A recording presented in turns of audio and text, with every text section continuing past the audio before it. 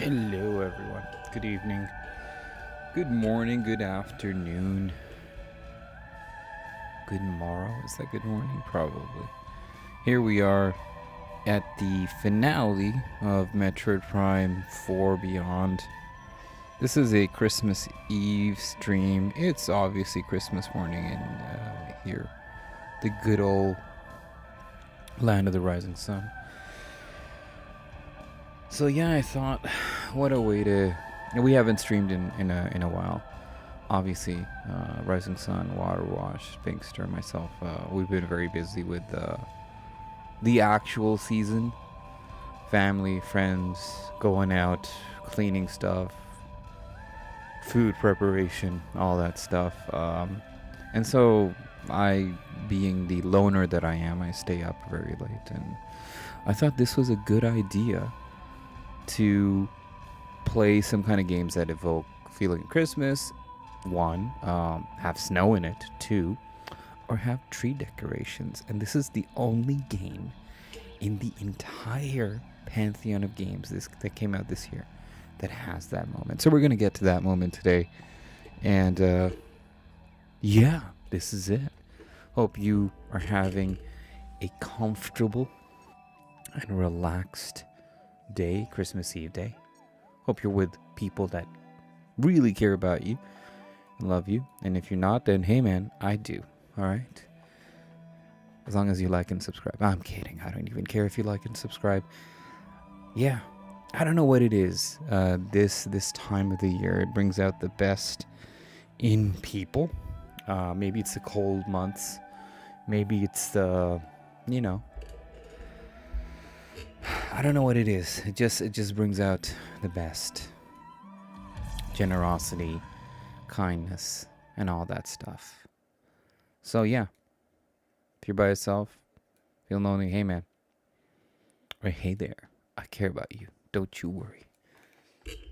That's why I'm playing Metroid Prime 4 Beyond, because it is a great game. I've absolutely been in love with this game. I don't care what people have to say or think about it. By people, I mean reviewers, critics, critiques, and this has been a phenomenal game to play and enjoy. So, a quick recap. I've got a new suit. Basically, this is the end game, and I wanted to run through it, and then maybe we could play some games that have snow levels in it, Christmas vibes and themes, and sort of enjoy ourselves there, if the stream permits. All right. Stream's looking solid.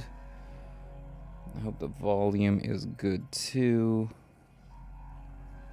So good. We're broadcasting in HDR, which is a huge selling point these days. I'm trying to push.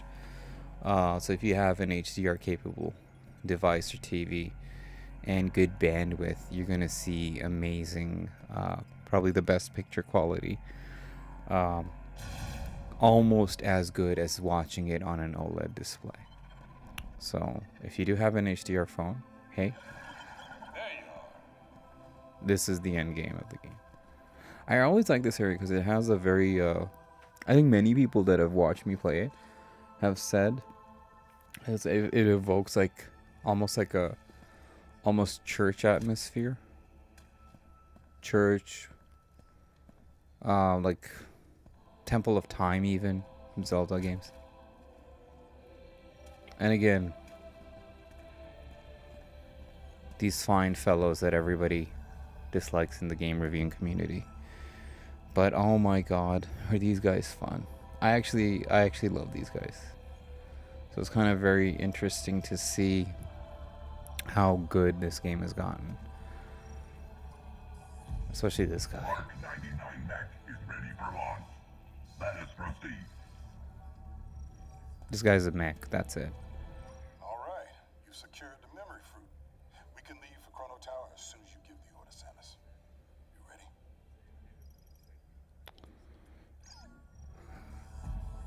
I don't want to go yet. I'm ready to go home. Go ahead and let Sergeant Duke know. I wish they would take off their masks because their faces are animated absolutely wonderfully. And this guy, the guy that everybody hated and was causing a lot of trouble, was, I love him. So that's Sarge, that's Armstrong. It's finally time to go home. Report to Sarge when you're ready. Yes, Crimbus Prime. Right? It's the only game where you decorate a tree, right? There's the Bigster. Partner in crime when it comes to Helldivers 2 and COD. We can leave for Chrono Tower. It's unfortunately going to be a 97% log finish Bigster for me.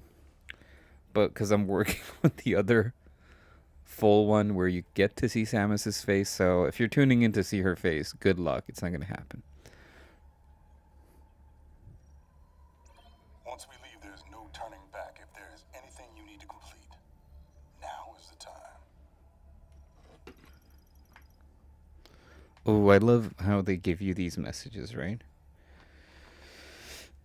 It's just a great indication of like, hey man, this is it. Yes, I'm fully prepared. All right, listen up. We got a lot of ground to cover, so check in your gear. Just don't punch a hole in something we don't got a use for it. Our mission is to guide Samus to the master teleporter.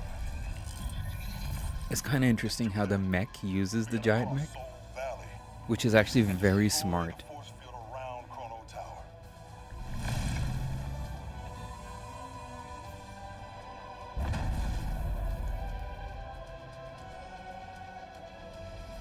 Classic Metroid music.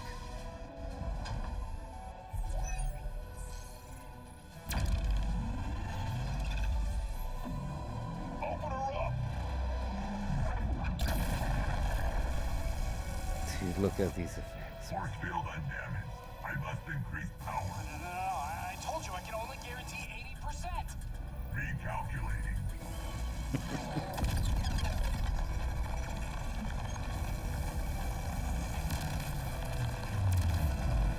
Warning. Systems critical. I need to report the weapon's gonna blow.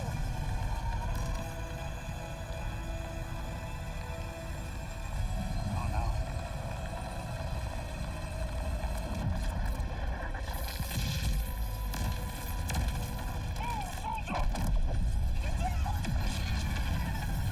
A lot of other games, when something explodes, you never see the characters hide behind something. I appreciate the cinematic stuff in this game.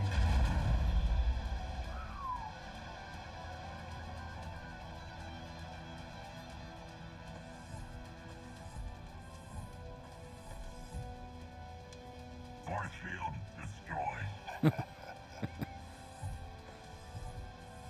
Well done. No, my baby. I'm so sorry. She did good. She did. She sure did.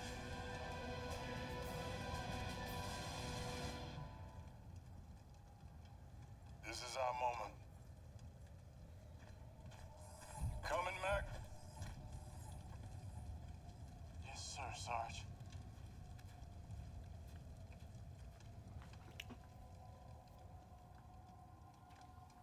Oh man. Oh.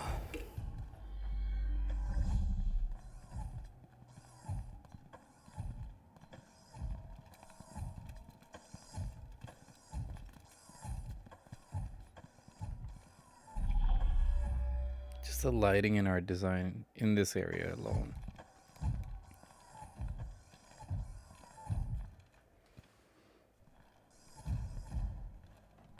Wow, this place is so beautiful.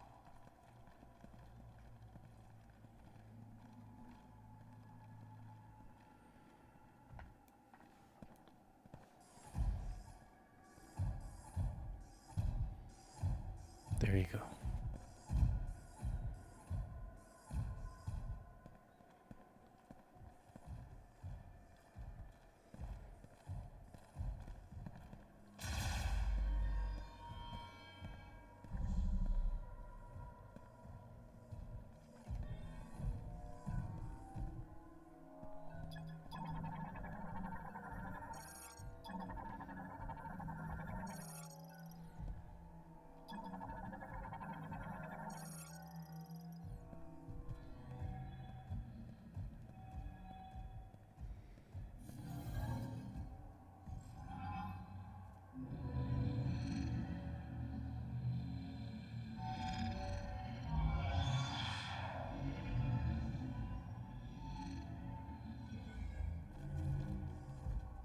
The robots are awake. Yes, the temple responds to Samus.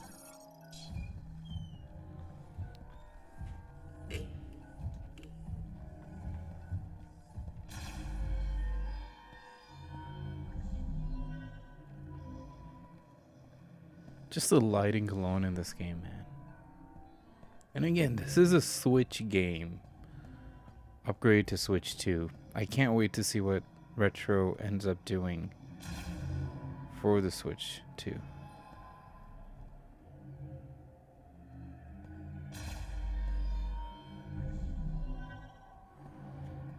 No, Binkster, but the characters. Mackenzie, Mac was so annoying.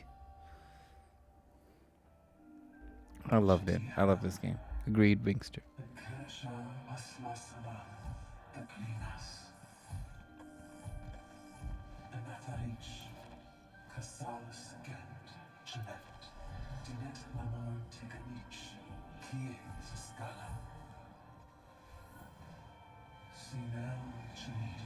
There's 12 of these guys left. And sadly, they're all gone.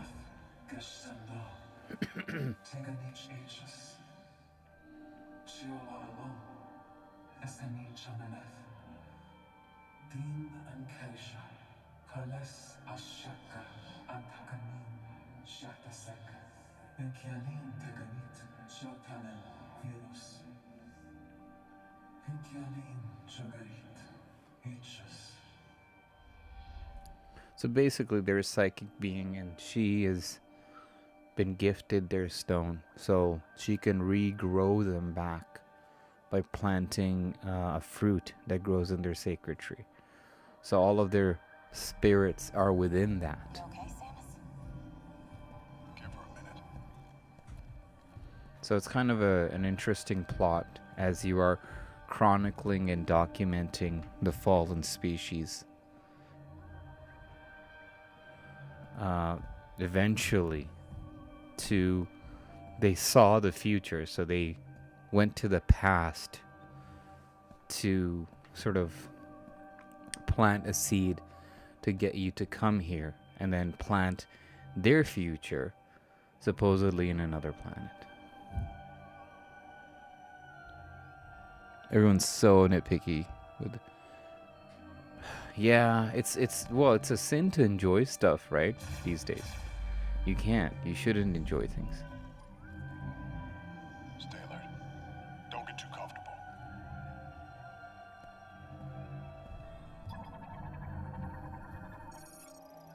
I do love the silver suit, man, but I kind of do miss the red one. It was just, I thought it was like the best combination of black, red, and purple.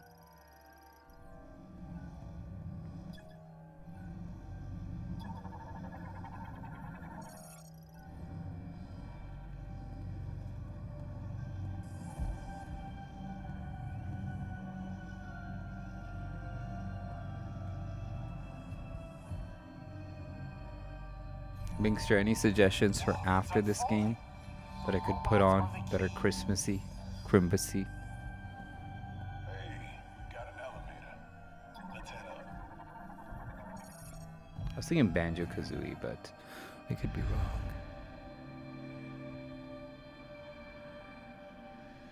I think this fight should take like not that long.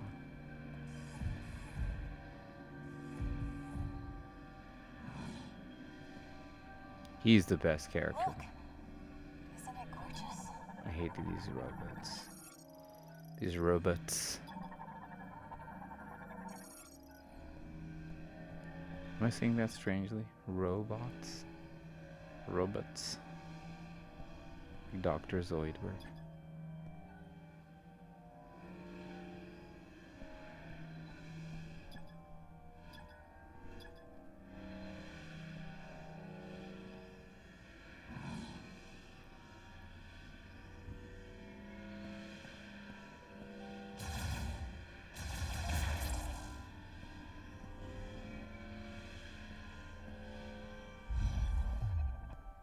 We have finally reached the top of the tower. We'll still have to reach that part, supposedly.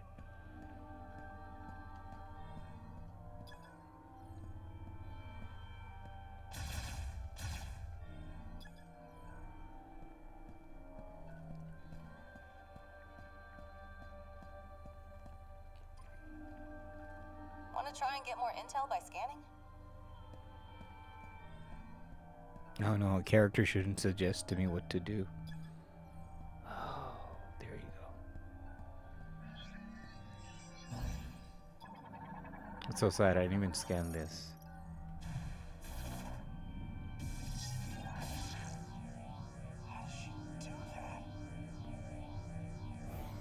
Susan China with Devil May Cry. Oh, you would suggest that, wouldn't you, Bigster?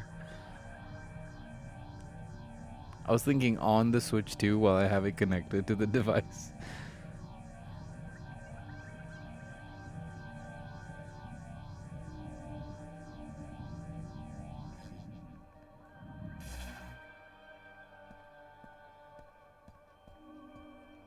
I knew something was wrong because like all of these so-called quote-unquote healing pods, there were like 2 that are open.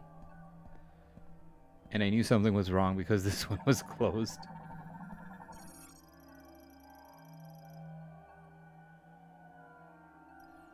So he's linked to the tower, whoever's in here. And that's why there's been a force field.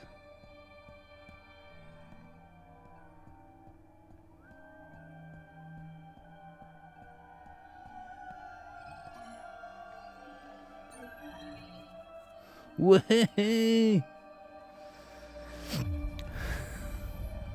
It's Rising Sun Retro. Merry Christmas Eve there. There's a moment in the game where you'll laugh at the ending. It is very Christmassy. Yeah, okay, I could do F-Zero after this, sure. F-Zero, Banjo-Kazooie. See how long we can go with this fight.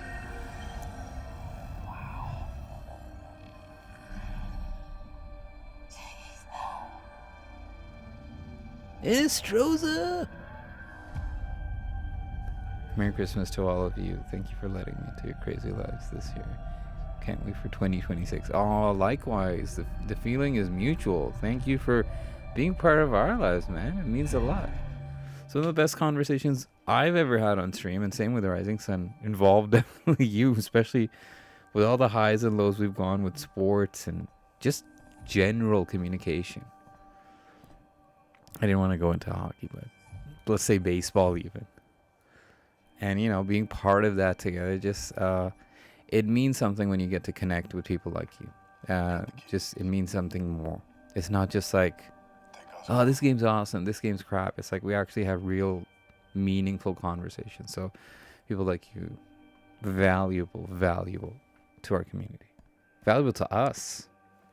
I speak for me and Power Sir. Well, it's me and Rising Sun and Water Wash and even Binkster.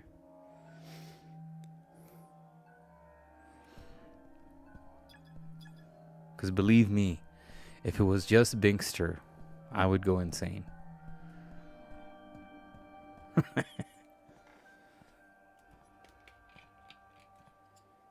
And this has a very Christmassy ending, so I thought it was great. This must be the master teleporter.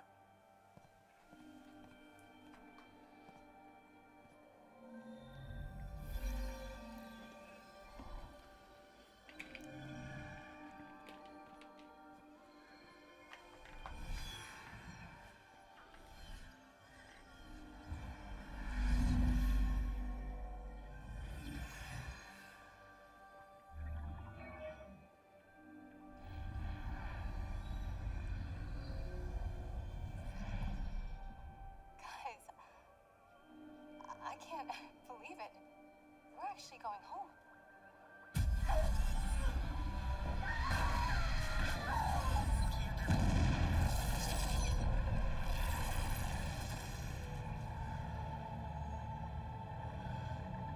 This is why Samus keeps having visions and throughout the game, is because somebody is linked to the tower and to the stone that was given to her, and that person is reliving their hatred of Samus.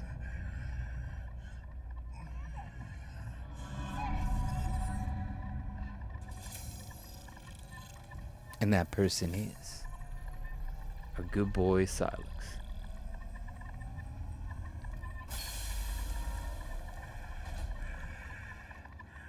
This is why he had Cybots communicate with him, because he was in there getting juiced up. Much like everyone else will in January when they go to the gym.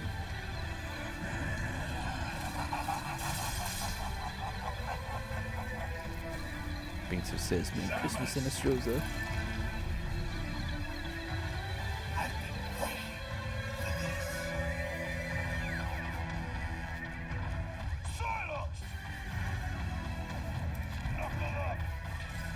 I love that phrase, knuckle up.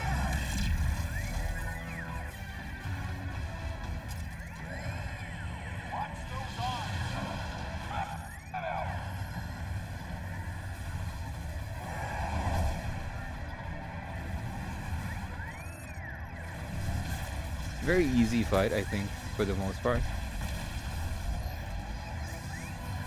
Let's see if I can do it without dying. I think relatively easy fight, I think.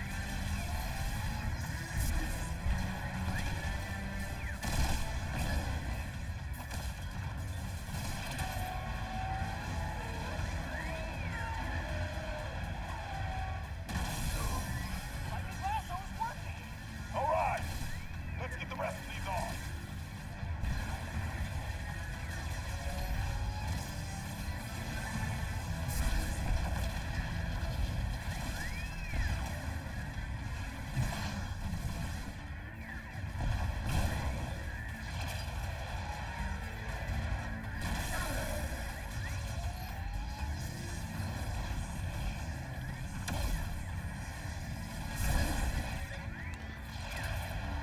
Dude, I love that suit, really. He's vulnerable. Now's our chance. Hit him with everything you've got.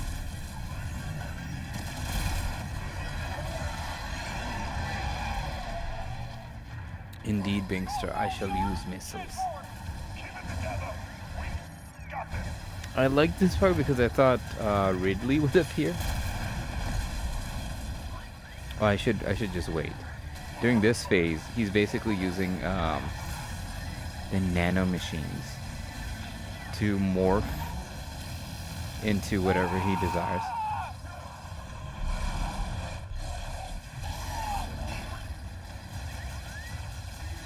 Although it doesn't hurt to attack him.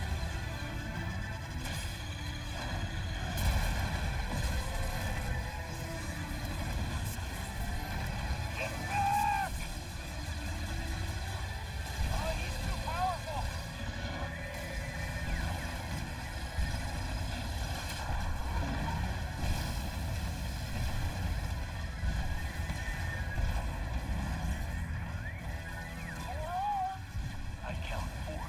We took him out once. We can do it again. Watch your feet.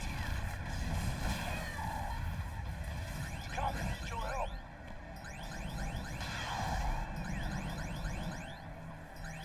Where is he? Thanks. Which is a cool thing too. That your guys rely on you.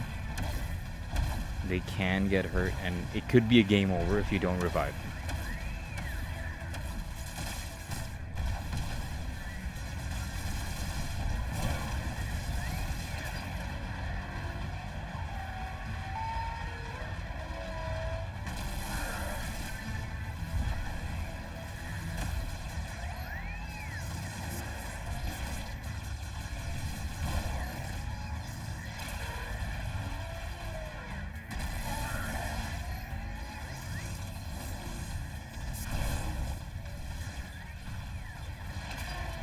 Easy peasy.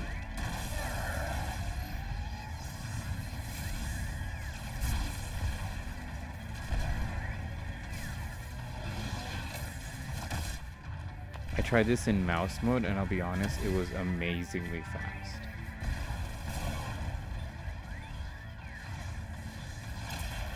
But if I do mouse mode, you're gonna hear a lot of creaking and stuff with the desk.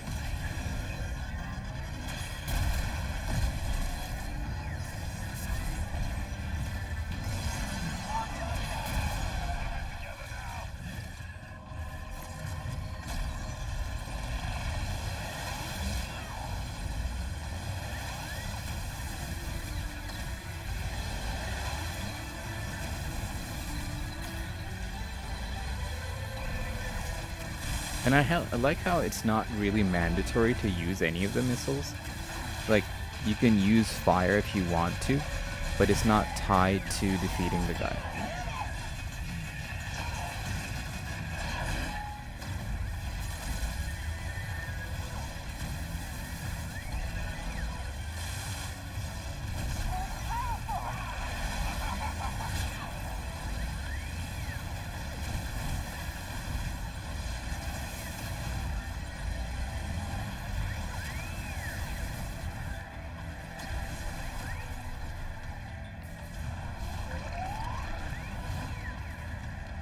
And they all jump too.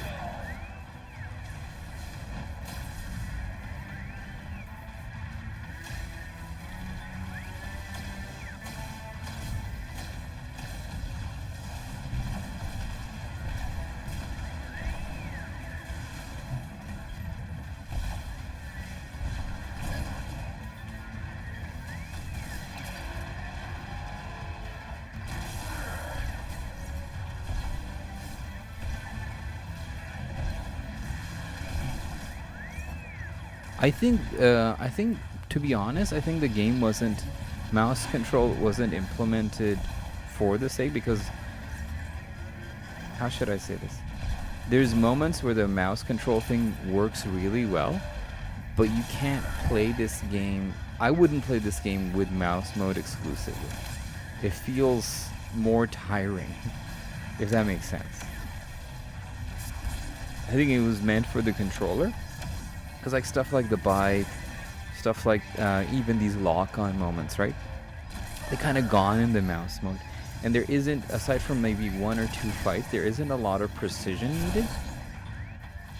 Like Samus locks on pretty well.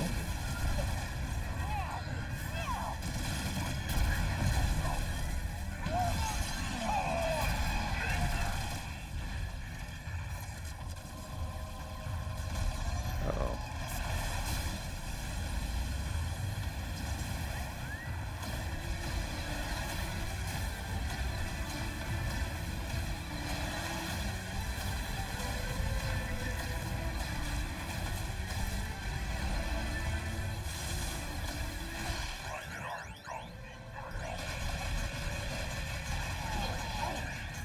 Oh no, he froze me and got me.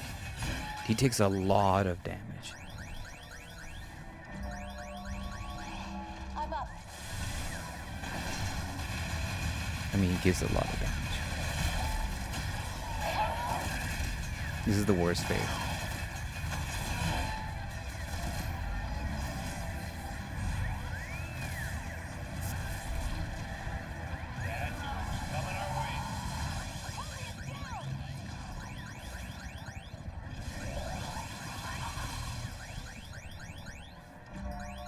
And then Samus can heal.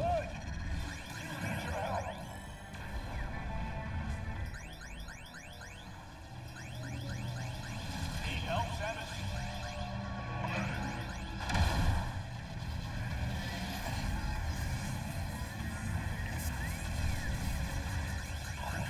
No, Mackenzie.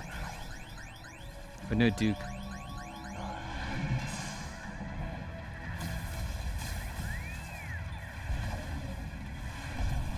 Dude, I'm not doing that pop.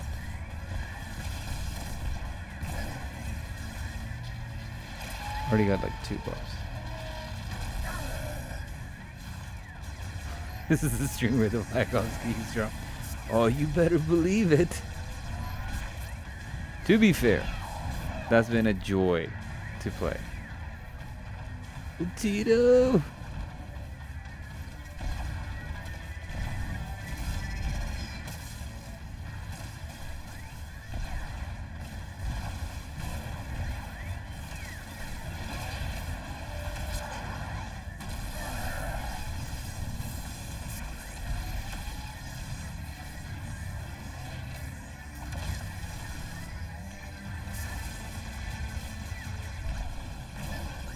Need your help.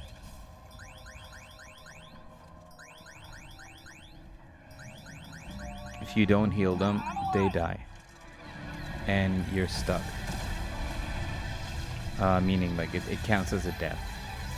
So you have to restart.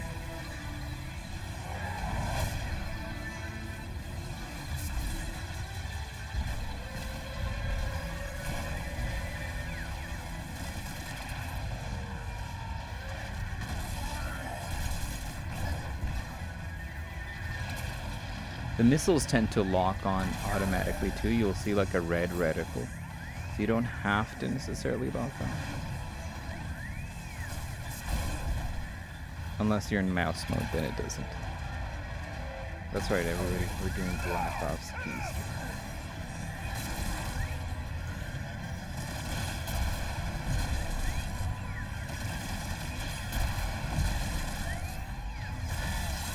Oh, I hate this one the most.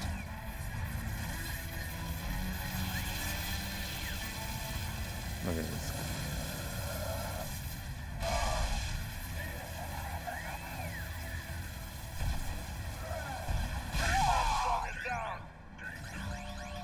Thank you.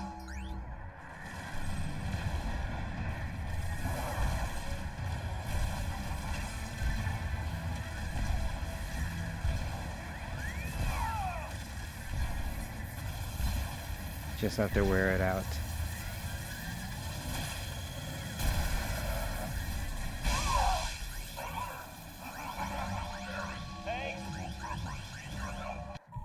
Oh no, he died. Oh. Look at him laugh. I told you, man, this is Tito. Rising Sun's on the same time zone as you. So I died. Sadly. Sorry, guys. I'm not a pro gamer like Bingster.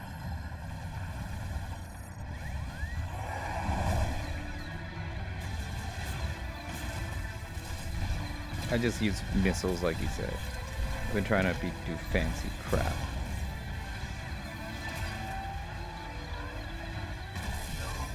Psychic lasso is working!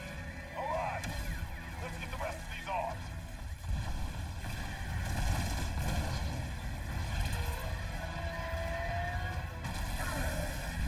I think the super missile does the most damage, Bingster, but I'm not sure if that is the right thing. Yes, that's the last one! He's vulnerable. Now's our chance. Hit him with everything you've got!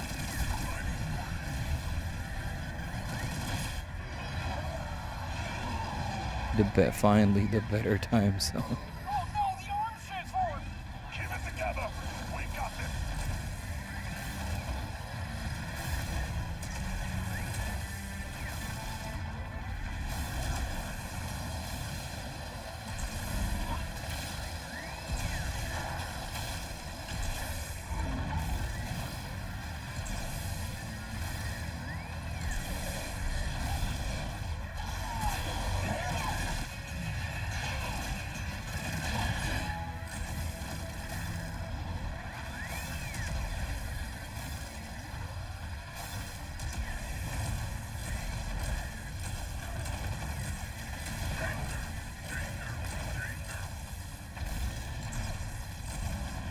There you go. I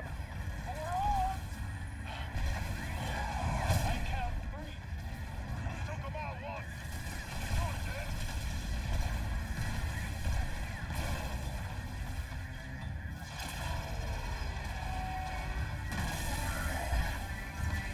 The Bingster's still on my time zone.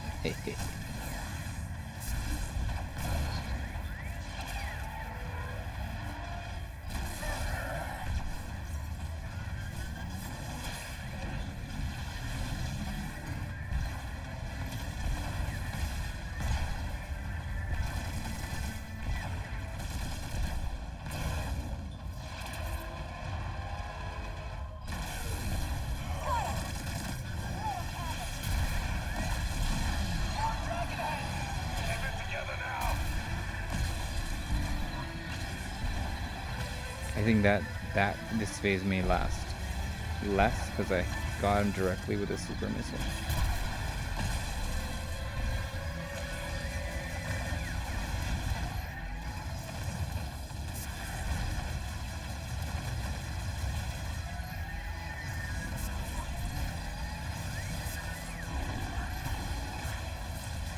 How's the new? So did you pay respects to him at the airport? The Emperor gives. He clearly means Space Marines. Oh, I didn't know you could destroy those heads. Interesting.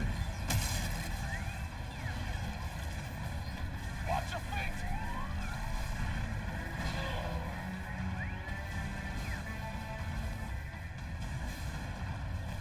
Kami needs your help. Got you guys.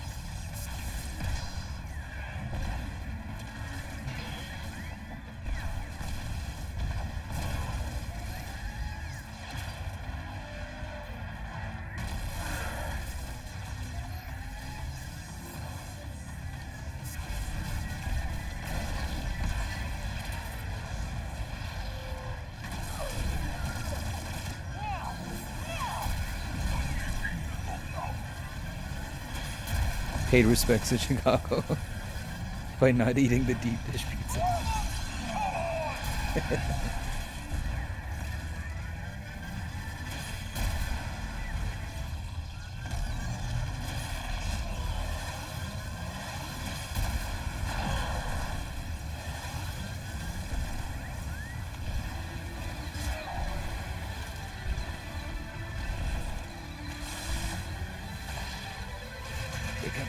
Break up.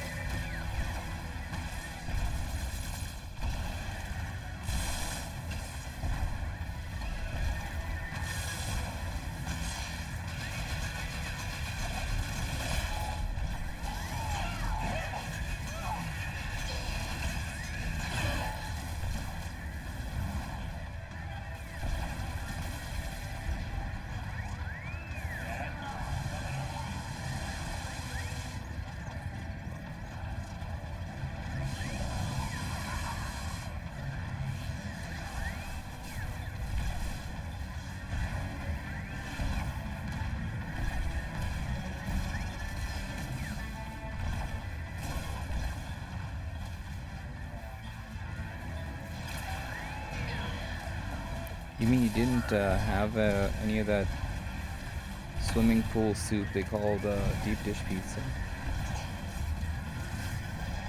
Laced with marinara sauce.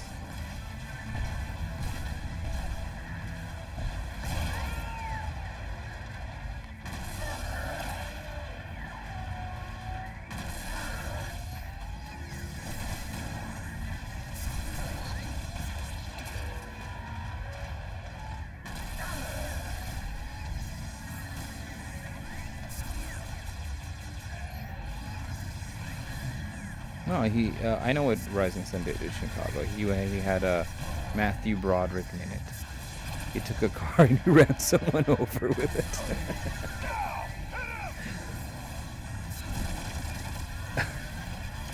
Obvious reference to Ferris Bueller's Day Off.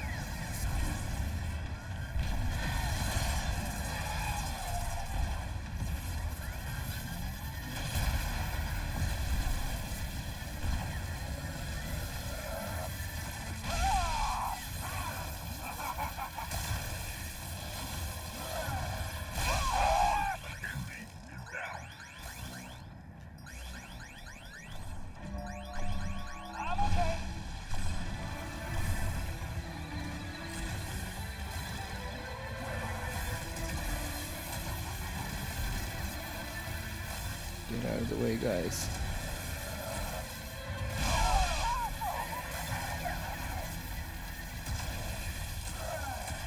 Armstrong needs your help.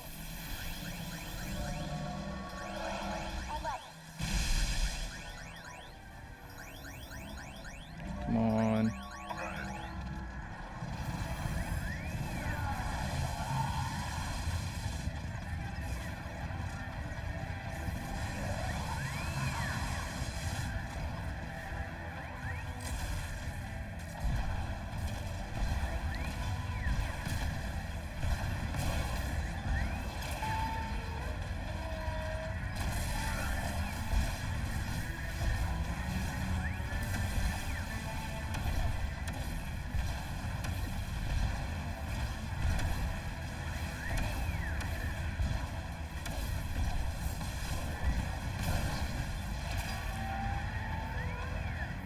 Hey, don't you talk about national treasure?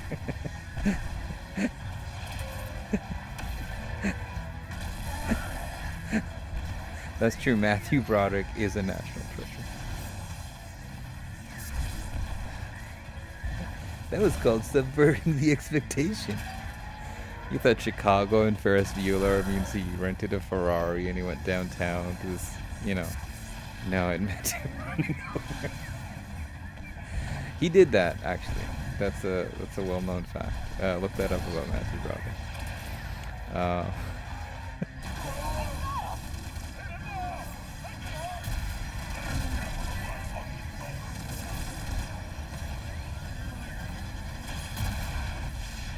Sweet, phase 2. Had enough? Oh, I'm just getting started.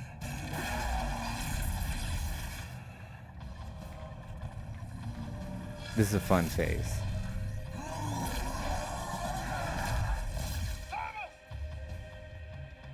Where'd they go? Mouse mode is amazing for this part, but I'm using a controller.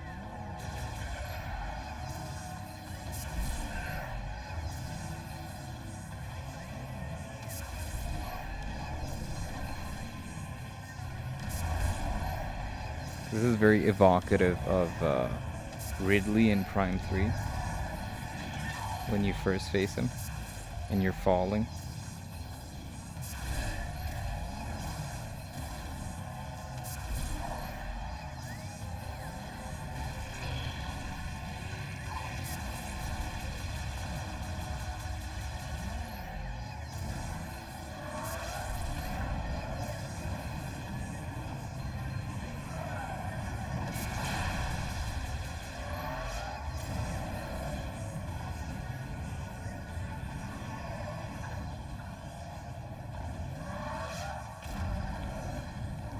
Supposed to just go to the side and sort of like zoom past through.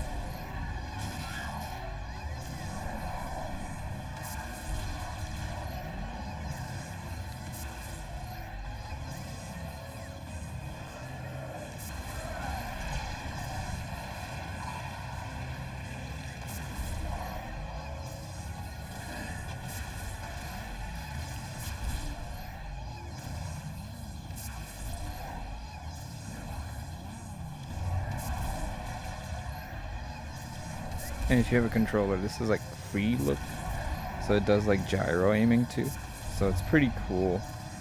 I like it. This reminds me of Reboot. It does.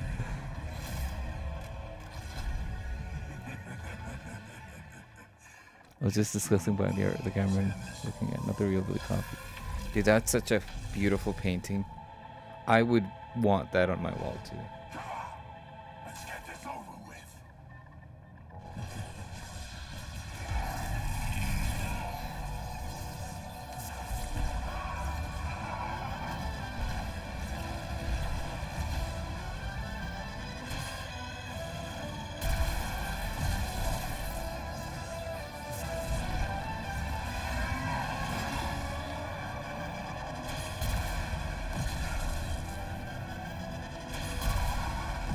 Oh, I hate this face.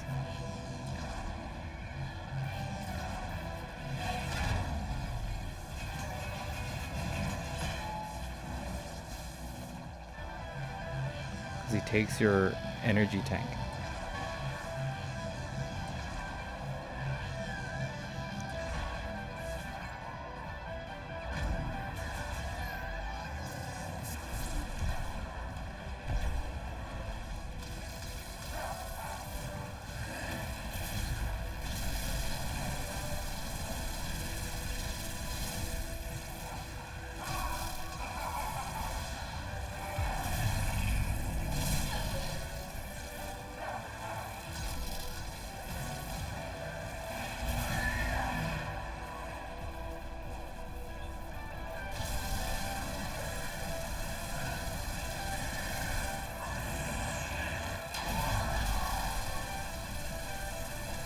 I love the electromagnetic gun. It's like the electro gun.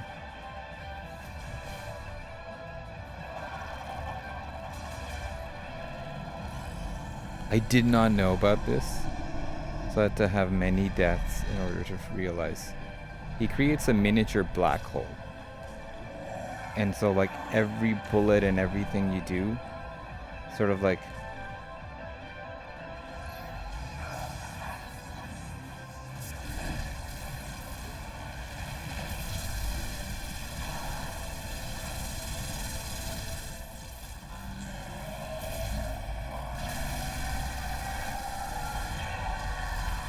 that does so much damage. It literally takes out 2 blocks.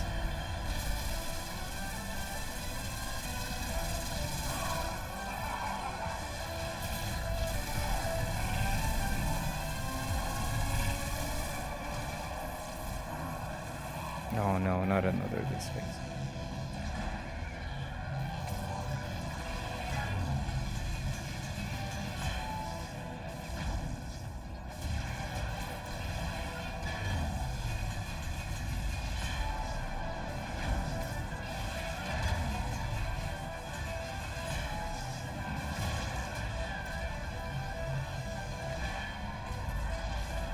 But you're supposed to like bomb him.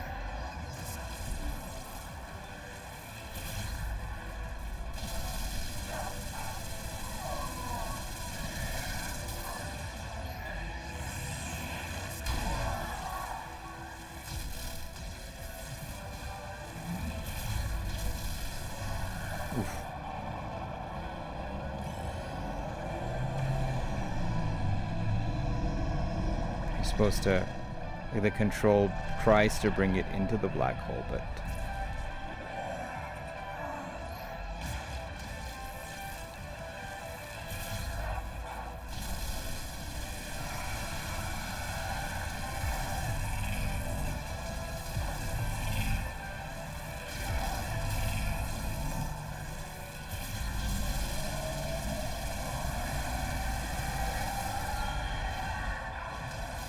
thank goodness I hated that one.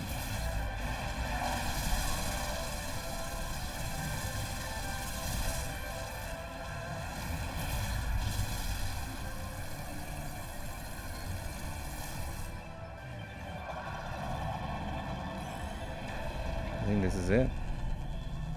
The ending.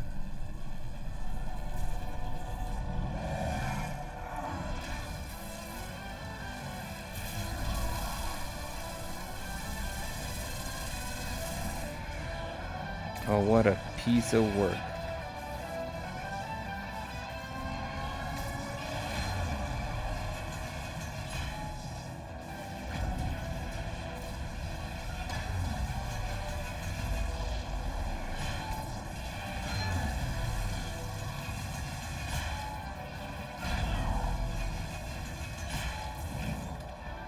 Oh, he got 2 of my energy tanks.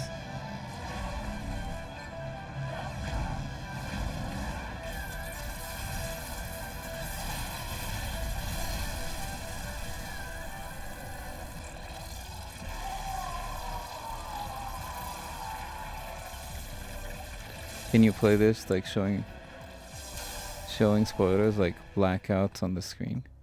It is, you won't see Samus's face.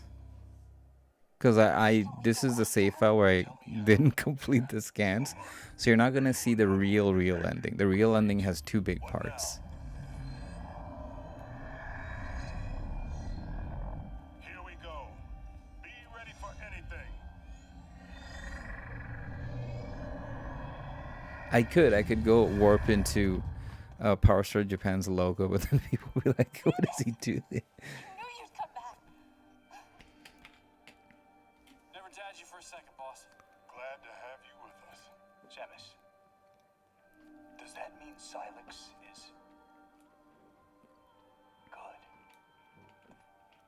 I'll tell you honestly, I love these guys. Ready to go home? And if you read any reviewer that hates the characters and how they put them in the game, they didn't play this game. They played this game on easy.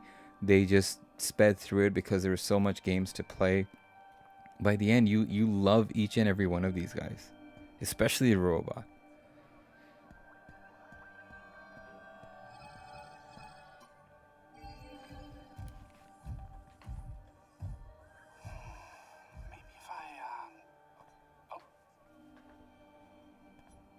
So the reason why Samus can interact is because of the stone, but somehow the guys here can also figure out their technologies because the Viros knew that they would be coming. It only responds to you.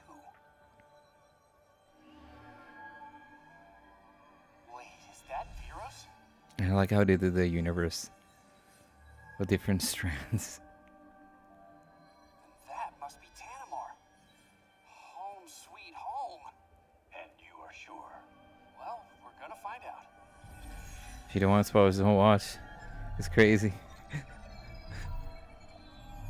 just give it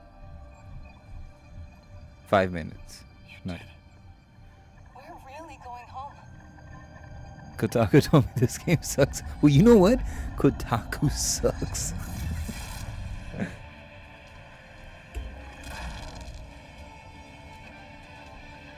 I mean, what is Kotaku like? Walking adventures.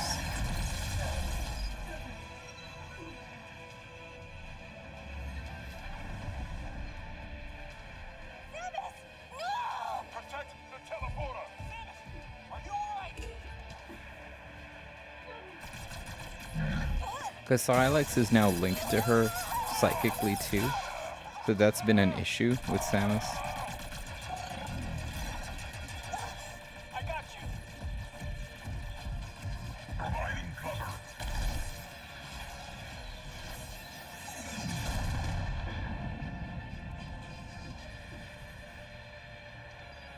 Teleporter's not gonna last long. You gotta make the jump while you still can. I'll do my best to stabilize the power. Yes! Restart the sequence. We'll buy you time while it charges.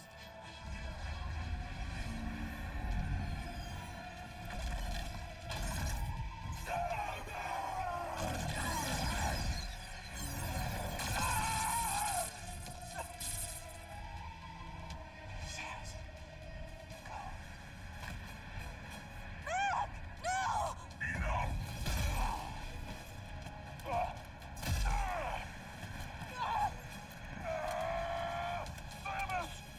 No! I really hesitated, man.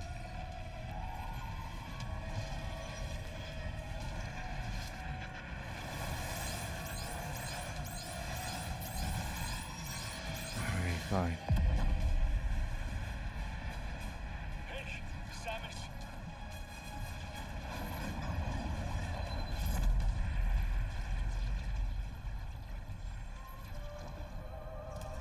Solon be with you.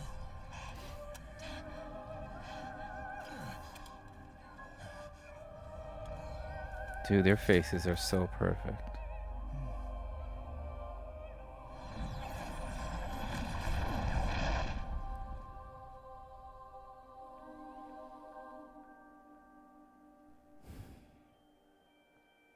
Do you understand? Like the entire game, those guys did nothing but want the ability to go back home. And throughout the game, they try to assist you to get this thing going, and just at the end to have like that kind of an ending is just like, ugh. I know, like if only if it went to black and you heard "Get up, Titus." But the cool thing is, you in the credits you get the opening music, which you only get when you boot up the game for the first time. So this part of the music never repeats after you leave Viros. After you leave 4 Viros. After you finish the prologue, the music becomes the main theme.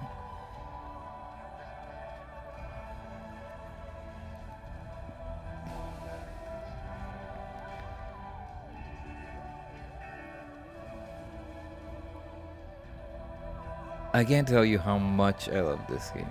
I really... There's 2 games this year that really made me very happy. Actually 3. It's Metro Prime 4. Ninja Gaiden 4. Both of them happen to be 4s.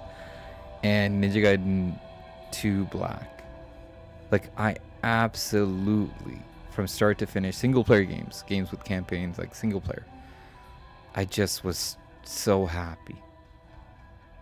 I like this because it's like there's so much stacked against it. It's on a weaker system. It was designed for the Switch.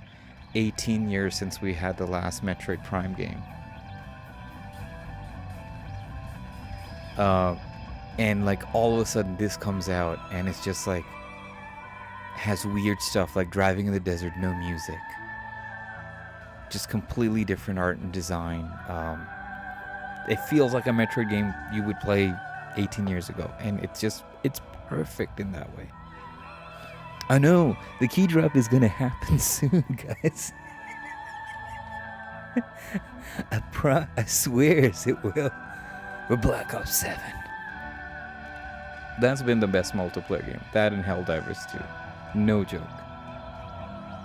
Because everybody that is cheating is now on Battlefield 6. I'm not even joking. Play Black Ops 7 multiplayer. It's so clean now.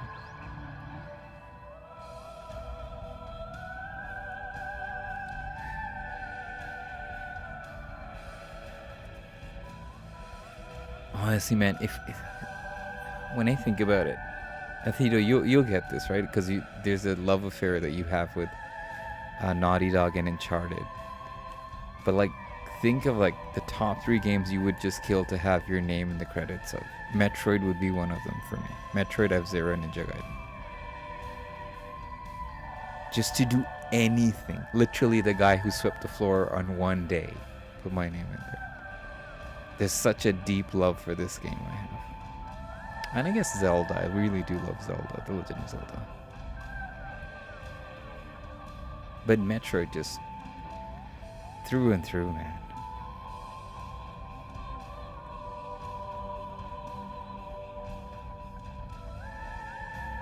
No. There is. You didn't see?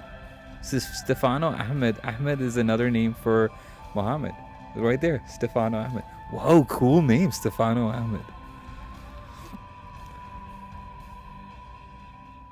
As you said it, I saw the name. So it just kind of worked out. Boogeyman! How are you? If you do, if you don't, regardless, Merry Christmas Eve. Christmas here. If you celebrate, if you know. If it's a cultural thing, that's cool too.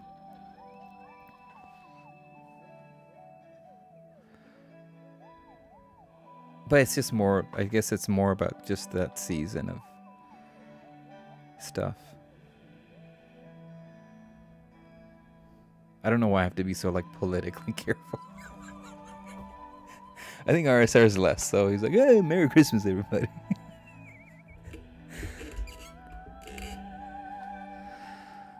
Oh, I really like this game, man. Hope you're doing well, Boogeyman. It's not a stream if you're not here. And now it has become a good stream.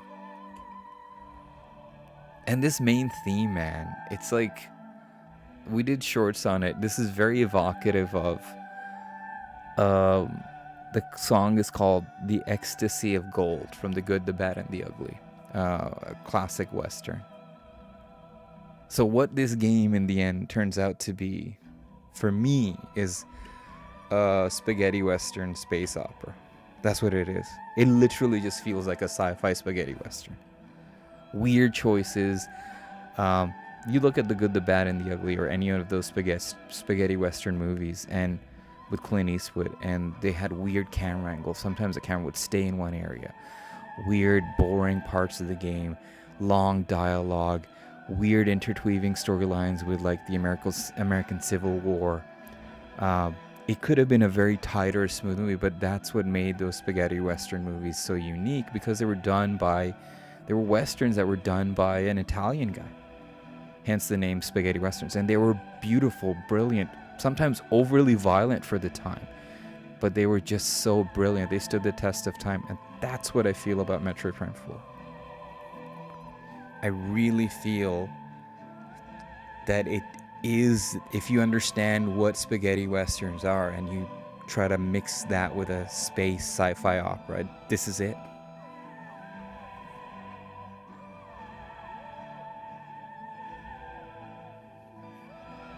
Happy holidays to you too. I do love happy holidays. That's a very Canadian thing too. We always say happy holidays.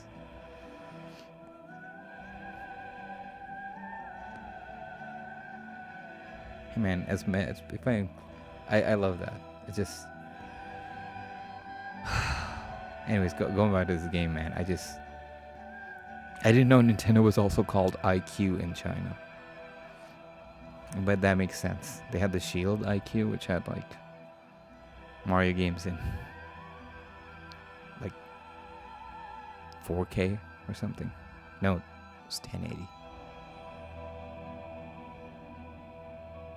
No one in the current generations knows that you need to reference some Timothy Chalamet movies. No, that's cool, Boogeyman. Absolutely. Same here. It's happy holidays. I respect it. I like it. Look at that. Happy holidays indeed. Well, Timothy Chalamet is going to do a remake of The Good, the Bad, and the Ugly, right? As well as The Matrix and Lord of the Rings, where he'll play each and every character. All right, so the ending is not spoiled because I didn't do 100%, as you can see. So she won't take off her helmet. Being too absolutely agreed, Boogeyman. Absolutely.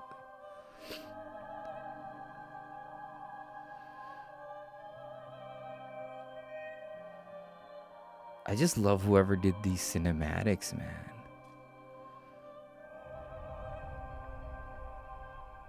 So I don't know in this part if she arrives in the past or in the current timeline. And that's the fruit from the tree that stores the memories of all the extinct Larmont from Viros, from that alien planet.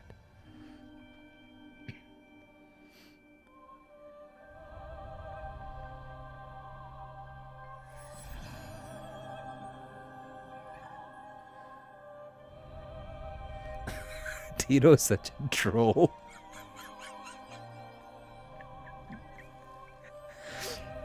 If you know Tito, you know that's what he's all about. Hey, quiet, Tito. You're part of the D. You're Canadian. You and I both know what you mean.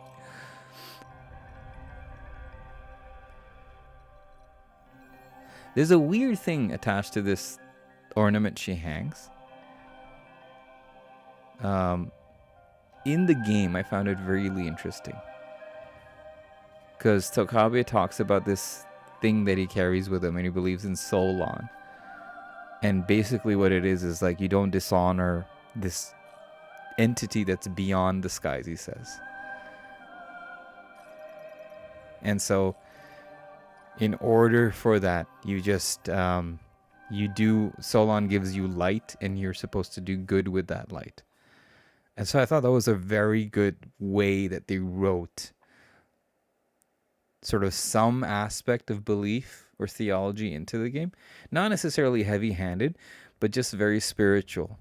So Tokabe is like the sniper, so he's a hunter. So that's why he gives that, because he's had that ornament with him for forever, and he's believed that he's been successful because of that. And it looks like Death Stranding's environment, doesn't it? And that was Metroid Prime 4 Beyond. I absolutely love this game. I absolutely love this game. Let's see if we unlock stuff in the gallery. Oh, we did. Beautiful stuff. This suit has been the greatest suit, man. Just generally amazing. And even the character designs have been stellar. Like, they've been kind of realistic. That's Okabe. That's the sniper. That's Armstrong and Sarge. Like, really, I think they've done really well with designing human characters in this game. And some of their concept artists, man, just absolutely stunning.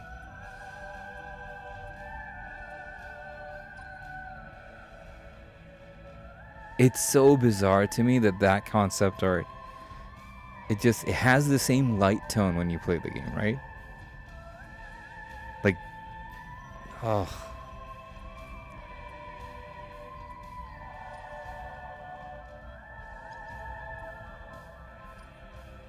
beautiful.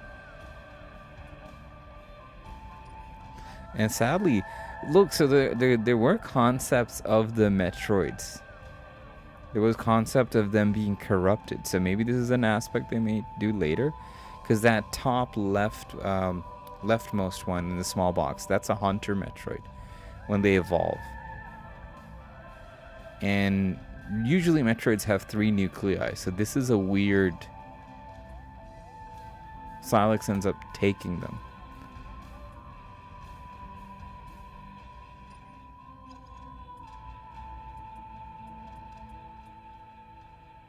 And of course, some of this stuff is locked down. And again, even these beings, like the... No, but you know what I can't talk about? Not Jova. Genova in Final Fantasy 7 Remake. So basically, for those not interested in the lore of Metroid, this tree is the tree that carries this fruit, and all the green you see in it is memories, and you have to preserve the land, and then the memory fruit is born. So you end up taking all these like crystals that have corrupted the land and turned these guys into the main enemies of the game. And so it's almost like part Indiana Jones, where you're documenting their lost civilizations and their last mission. And in a weird twist, you find out that they basically predicted you coming in, because they end up becoming like savages, weird characters like that.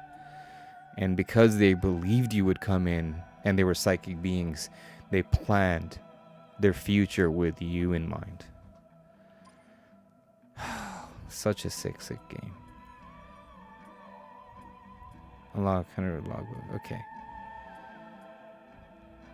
Oh my goodness.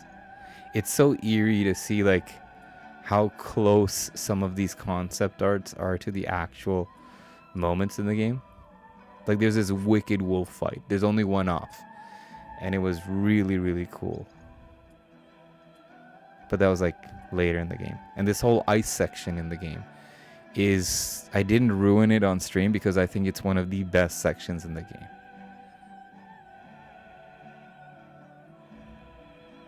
Tree of Wisdom, huh? Basically, it's a tree that carries their memories. So they're psychic beings. So it basically, once they die, they get absorbed back into the tree. And so their memory and consciousness exists. And the tree itself starts absorbing the toxicity of the land with these green crystals that they thought were giving them psychic powers, but in reality, it was corrupting them. This whole lab section, you basically have to go to the basement and turn on this massive turbine. And you're reading, literally, there's like an hour, you face nothing. And it was the creepiest, coolest part of the game that I did not ruin. And same with the lava sections. I thought the lava area was really phenomenal. Oh my god, this game, man. Especially this boss fight was really fun for me. There's a lot to unlock. God, man, look at their design work.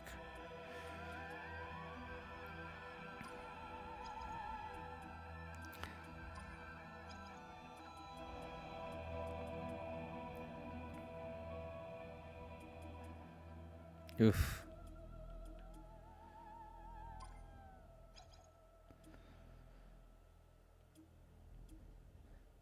Storyboarding stuff.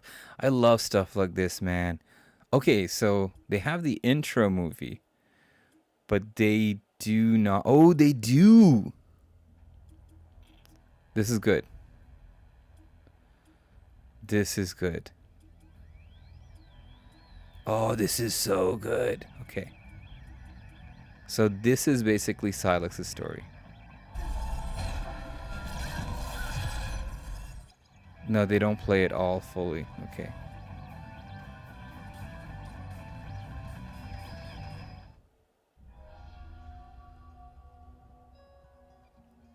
Oh, okay, you can watch all of the game cinematics.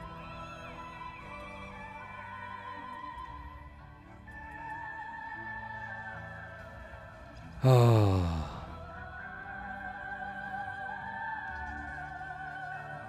Based on my research, Eve and Samus are both origin figures. Knowledge, losing innocence, and step into a harsh world where independence and responsibility define who they become. Congratulations, you just played through the So, what does the green crystal mean? You know, I'm talking to a guy here, Tito. When the Matrix Reloaded came out, he called me one day. He was like, "Yo, I'm so upset, man." I'm like, "What?" He's like, "Did you see this movie?" I'm like, "Which movie?" And he was like, "Passion of the Christ." They copied the Matrix. And like for that moment, it just, I thought it was being serious and I couldn't stop laughing. I'm like, wow, like, so he's got these amazing takes on it, which technically that's what the creators have said. They were basically based on that, but like to do a inverse of that, he found hilarious. I found it hilarious. But anyways, that's been Metroid Prime 4. Absolutely adore this game. Great music, great everything, man. Ugh. I'll go back to the menu. And then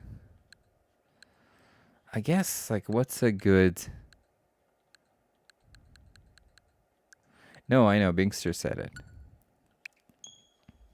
For me, a good Christmas or holiday stream requires I play a kind of racing game. And there's only one racing game I'm going to play. There's only one. I mean, if there was Star Wars, I would play that. Because that Hoth planet, man, the snow, ugh, I'm there.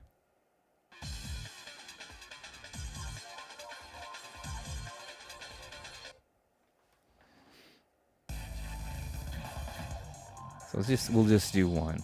We'll go. Oh, they're all done in August. Let's do standard.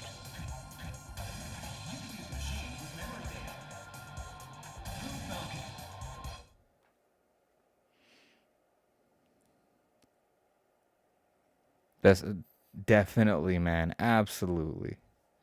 You know what I mean? This, Space Marines, Call of Duty, I'm in, man.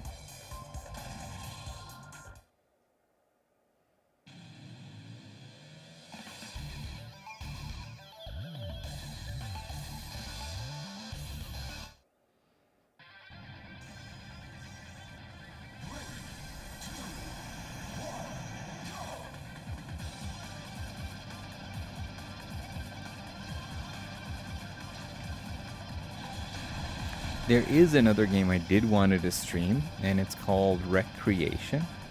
And it's by 3 Field Studios. And basically, these were the guys that left Criterion Studios after Burnout Paradise and formed their own studio.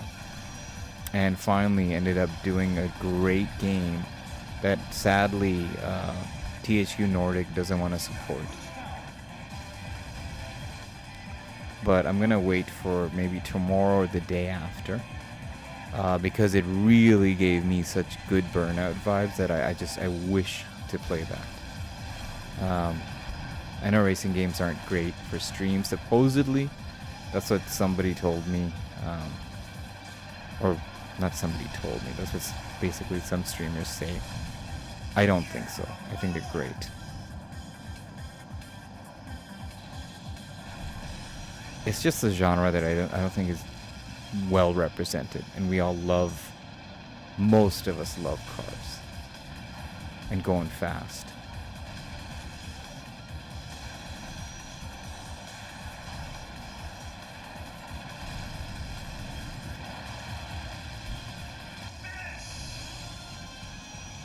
Oh, I should have known the music changed. It was the third lap.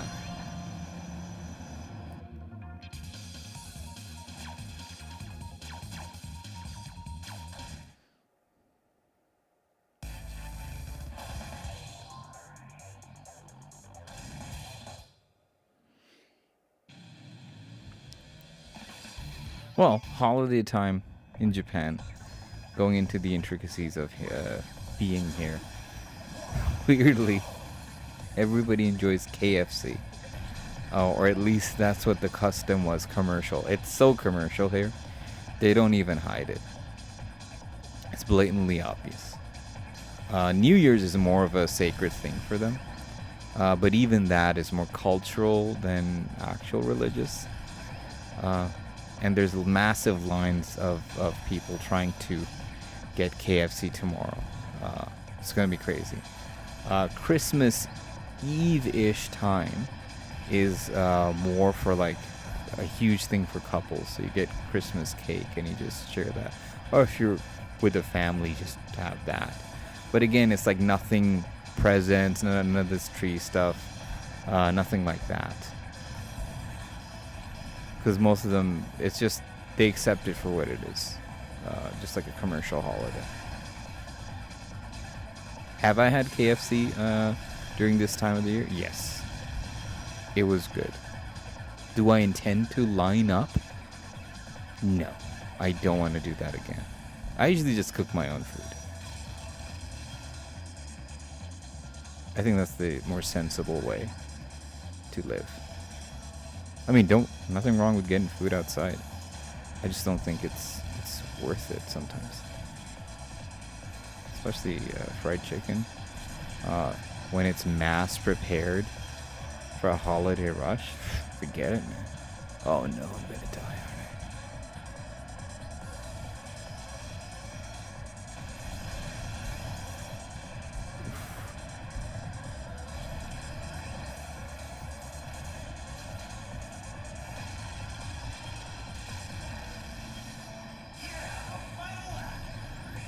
Got this.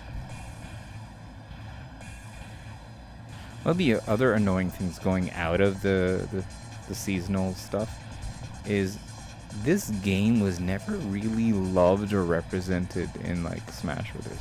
Like, I always found it amusing and weird that like Sakurai, Masahiro Sakurai, the director of Smash Brothers, every opportunity he had to reference Metroid or F-Zero, it was like they were denying like the best game in the series.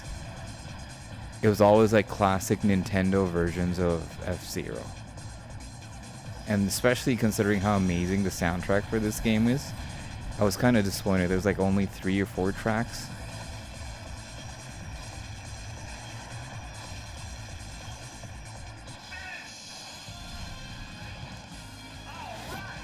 Why you hate trees? 'Cause, man, trees are taking away my carbon dioxide. You better believe I hate them.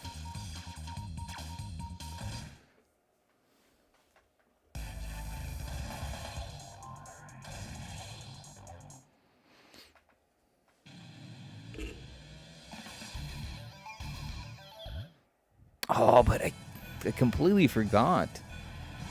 One of the coolest things about this holiday season for me is marzipan. I believe the Dutch and the German have some of the best marzipan known to man. And that rhymes, so it's gotta be true. Oh my goodness, dude. Marzipan is just... If you've never had it, it is the proper flavor. Even though it's made out of almonds. Or almond powder at times, I think. It tastes like cherry to my tongue. When I imagine what cherry tastes like, it's marzipan. And then when you have maraschino cherries or any kind of like cherry that's really good, it has the same evocative flavor as marzipan, for me. or more like I guess marzipan evokes cherry.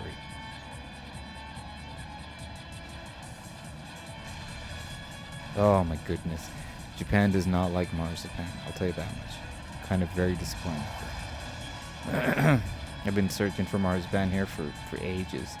I just get it sent as a gift.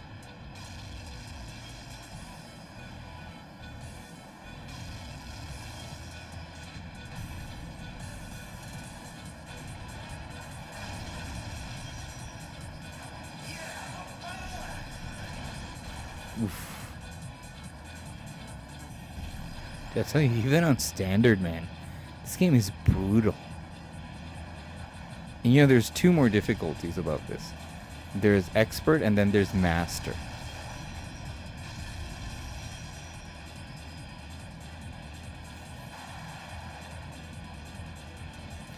Oh, and I have cleared this game on master, I'll tell you that much. And it is brutal.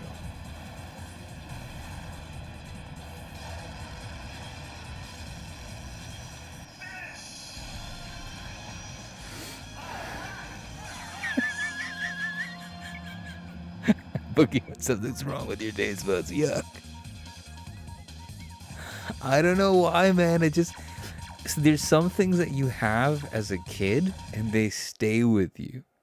Like, so the two things I remember from my very brief 5 years when I was, like, from age 1 to, like, maybe 5 or 6, we were in the Netherlands, in The Hague. The two flavors I remember very strongly. One was marzipan. Two, that's the first time I ever had sushi. And it really clicked with me. I was like 5 when I had it, 4 or 5. And it just stuck with me. And marzipan, man. I don't know. Even, you know, puffer cheese, we were talking about that.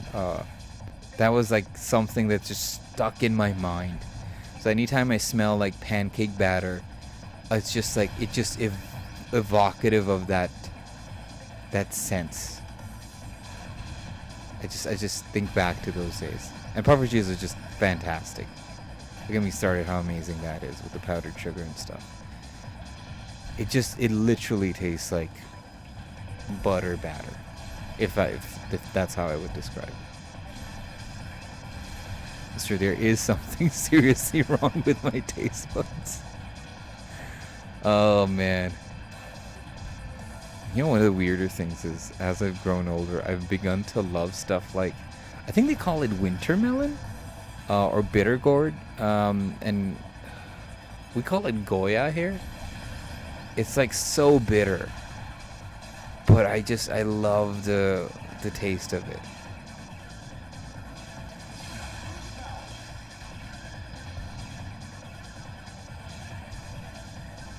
It must be because I've ruined my taste buds with chili peppers and stuff too.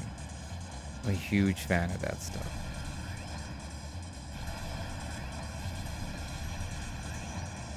I'm doing way better than I imagined. I'm talking about good flavors, baby. That's what happens with F-Zero.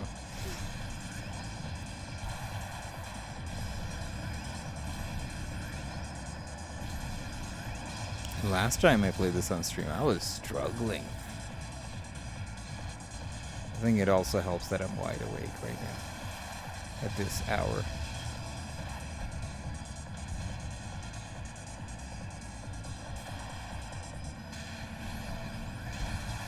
Oh, jinxed myself, didn't I?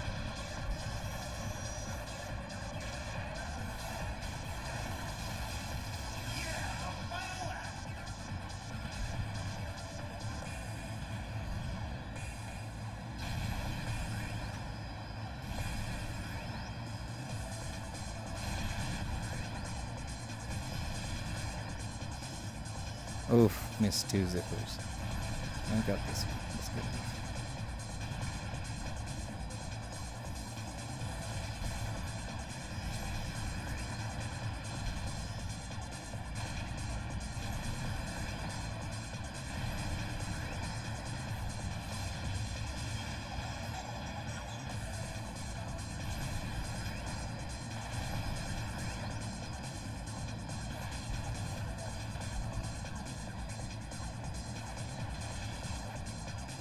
my question to the audience then.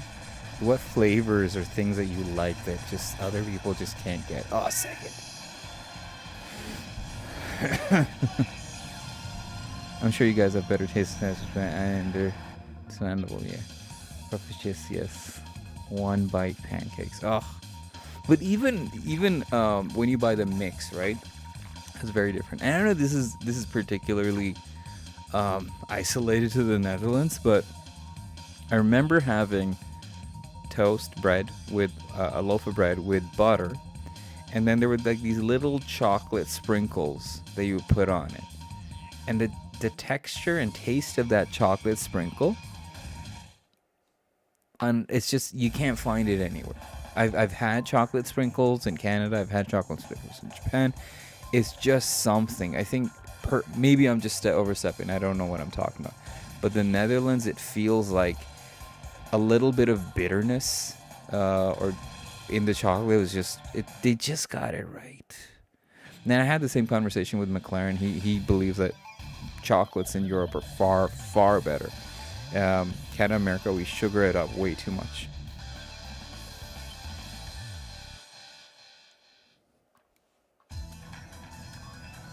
Looking? No, but it's just like it's just all food because I could not. I have like really bad memories. Like I went to grade 1, and everybody was so kind, nice, and I couldn't speak a lick of Dutch. Like I could not, and so I was in the process. Imagine like a 5-year-old just trying hard to learn any kind of Dutch, and so again, it's just. I wish part of me that we did stay in a little longer in Netherlands, but it was such an amazing time. I'll say that.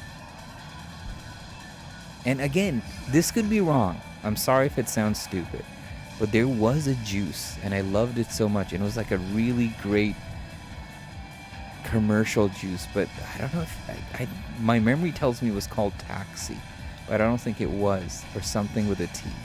Anyways, it's not important because parfaits and the chocolate sprinkles were the things I remember the best. And again, we come to like, growing up in Canada, like it's toaster strudels and stuff, right? Which you find out later on is just literally sugar. Just toasted sugar. Nothing more, nothing less. So that stuff is just not the greatest. Oof.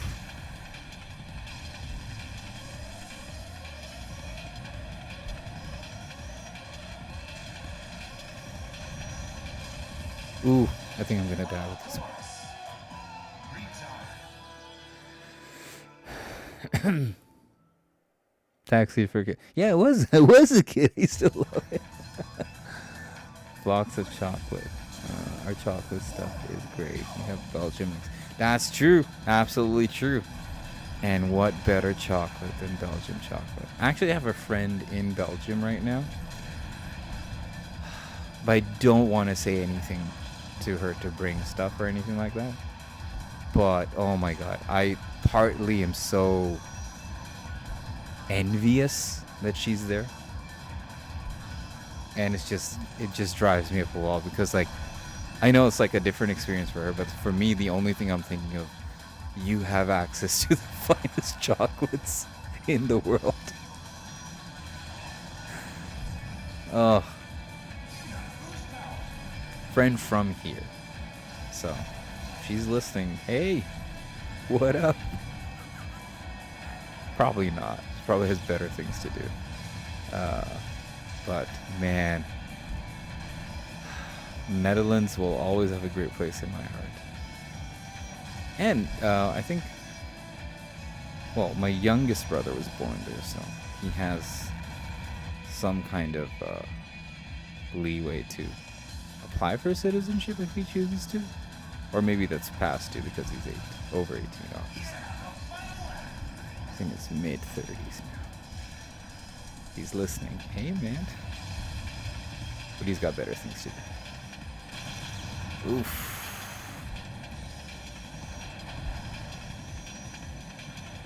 I just feel like the food and stuff in the Netherlands was way better. That's the whole point I wanted to make today. If anything.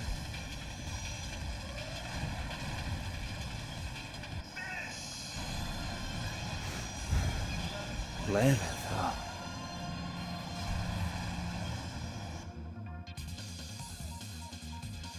I remember Japanese classmates eating sushi and drinking taxi at school, smelly lunch boxes. Yeah, right? Oh my gosh. And the Dutch and the Japanese have quite a profound connection.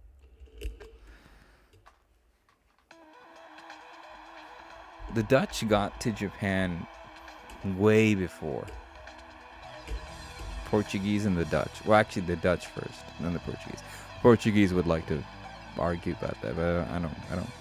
No, historically, the Dutch were here first. They made contact.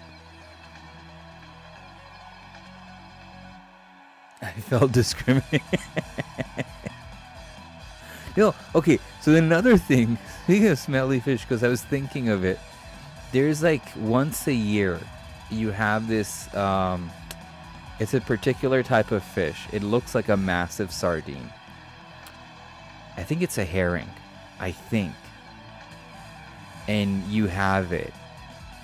And so, like, I've spent like a better part of my youth in Canada trying to get that same flavor because it's not overtly salty, but it is. I couldn't ask the kids directly because of language. I mean, I couldn't. Well, I mean, hey, all the more reasons to come here and like visit or even live.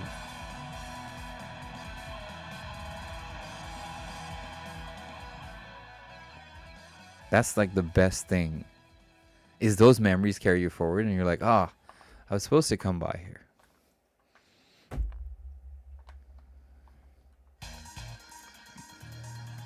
Man, this game and its interactive questions.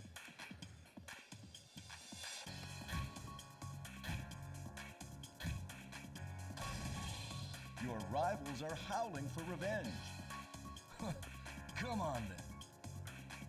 Thank you for the interview. That's all he says. Forward to seeing you in your next GP race. That's it, everyone. We'll see you at the next Grand Prix. It is, right?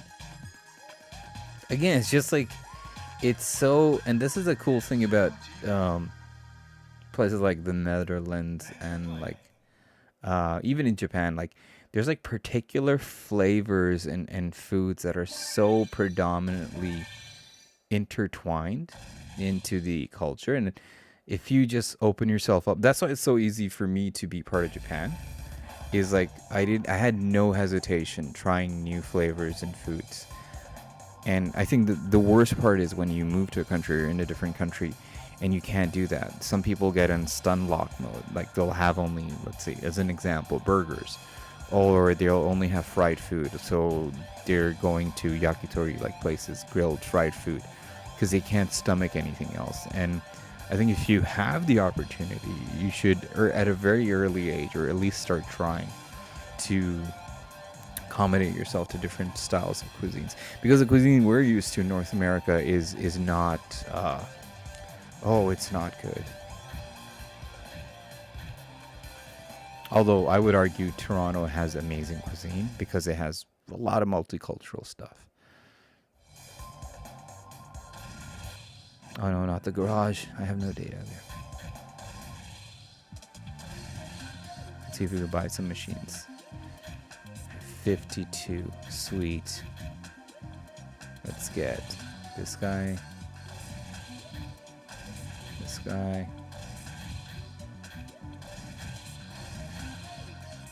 Yes. Oof, did I miss out on the items? Okay.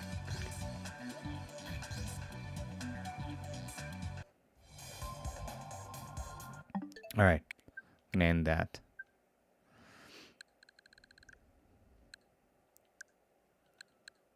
And I'm going to... what was I thinking? It's a game I really wanted to try out. Very jolly and holiday-ish. This is coming. I'm gonna end up playing Fear Effect one of these days. And this game's wild, man. I don't know if I can do that at the end of the year, but it's so bizarre. And it was on sale. I was like, I gotta play it. What am I thinking? N64. There you go.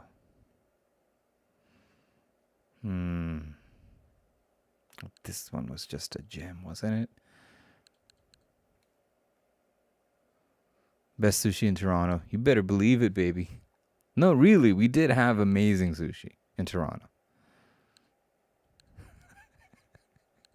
We did. I swear. No, but you know what I found out? And you know this better than I do, Tito. Like, there's certain cuisines from Asia that are no longer available in those regions, that are only exclusive to Toronto. So I'll give you an example. Hakka cuisine. Toronto has the corner for Hakka cuisine. Like, you cannot, like, most of China, you're not going to find that. It's just a particular region. And there's more Hakka restaurants in Toronto than they would be in actual mainland China. Same with like Szechuan style stuff. So like it's really, really good. And then there's an Indian and Chinese fusion cuisine that's completely unique to Toronto. Oh, can't tell you, Joe. Yes, I loved all the Jurassic Park games, and I used to play the Game Boy version constantly. And then when we borrowed or rented Super Nintendo, I couldn't wait. Oh no, I didn't want to go there. Just goes to show I haven't played any of these for a while.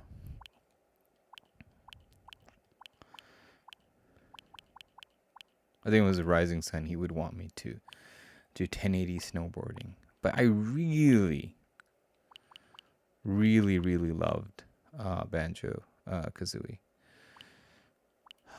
Although my mind, when I see Extreme G, really makes me happy. You know what? Oh, you know what? I gotta do this.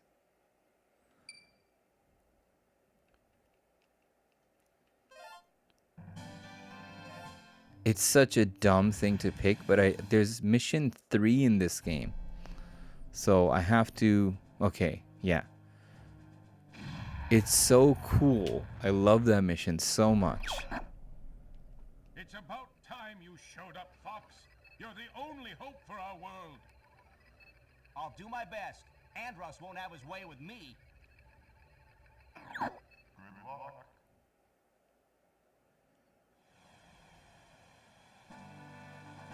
Oh, can we use the thing?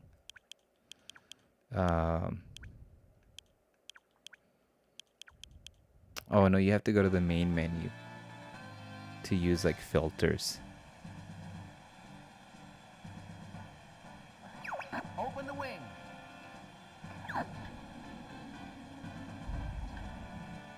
This was cutting edge graphics back in 1996. Check your G diffuser system. Falco here. I'm fine.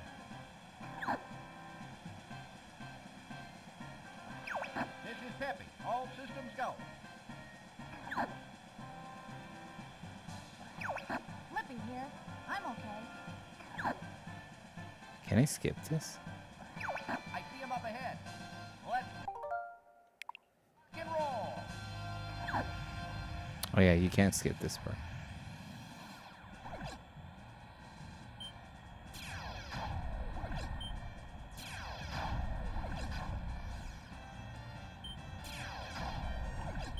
Slippy, get back here. Slippy, watch out. Bogey on your tail. Whoa! Help me! Thanks, Fox. Those water Thought ripples. they had me. When we'll get to level 3, you'll understand why. I used to play that during holiday break. We're entering Corneria City now. This is horrible.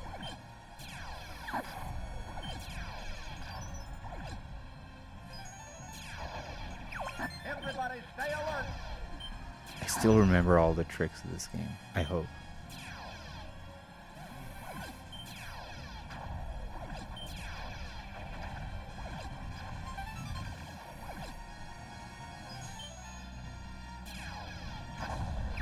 You've got an enemy on your tail. Use the brake.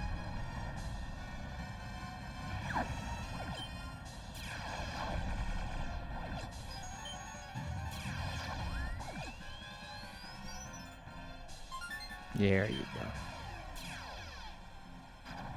I'll take this one. Get the one behind me. Something's wrong with the G diffuser. Use the booster case. I guess I should be thankful. I think, yeah, this is as fast as it goes. Do a barrel roll.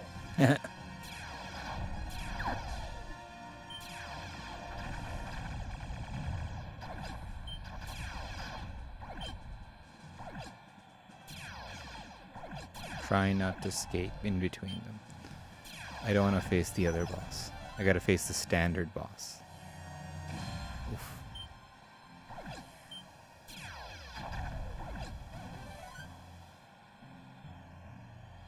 So otherwise we face that guy. Try a somersault.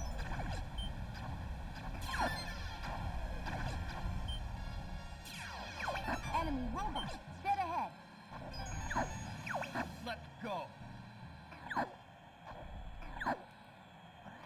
All range mode. Dude, to have a proper Star Fox game in such a long time would be great. Ah, so this is Star Fox. I'm going to crush you. Enemy shield analyzed.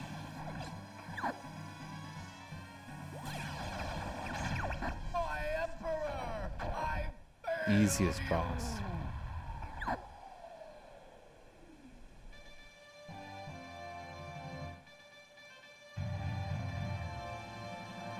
We're heading out. All aircraft. Oh yeah, they had Star Fox on the NES, right? Or sorry, SNES. I was worried for a moment. You're becoming more like your father. Or are you talking about Jurassic Park? I'm fine. You okay over there, Fox?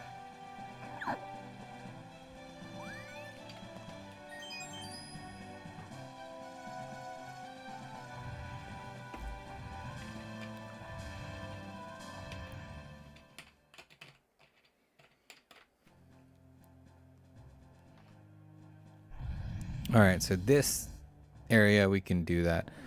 There's another way I could go into that other planet and then end up on, I think that planet's called Fortuna, the ice planet, but we'll just do a standard, right? Impressive, Star Fox. Now watch out for enemies in the asteroid field. I won't let you down, sir. And it's kind of bizarre to me that Star Fox, they're supposed to be mercenaries, and Samus is supposed to be a bounty hunter, but like the Nintendo definition. So they're like mercenaries with a heart Things are starting to heat up. that side with like, you know, Around, but good. They're on the side of good. we're heading into the asteroid.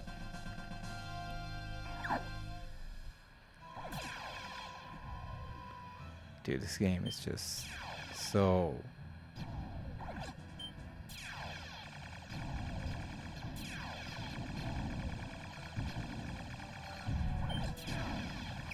Don't mess up that R-wing. Hey, Einstein, I'm on your side. Sorry.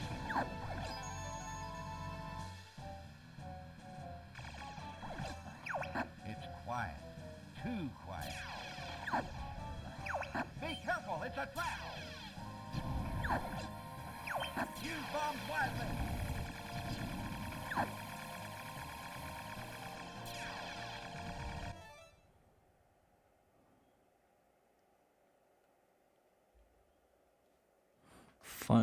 Flight, dodge, and shoot game on NES. Maybe someone else remembers. Really? Well, there were a lot of Panzer Dragoon style games that they wanted to copy. I'm gonna look this up. I think Rising Sun would know that. Like, that's his bag. Oh. Here comes a big one. There is another one I want to play later on, and I don't have it on Switch, but I do have it on PlayStation. And so I'll hook up the streaming device to that. It's called Rogue Flight. It's basically an homage to all these kind of games. Use the boost to get through.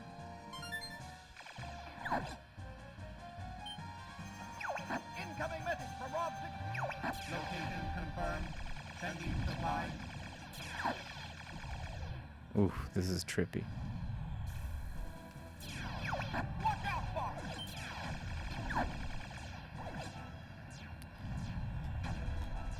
Oof.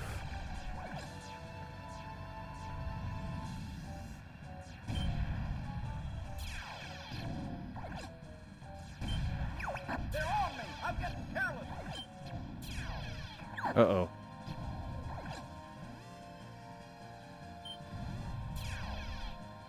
Get up. Yeah. Thanks, Fox.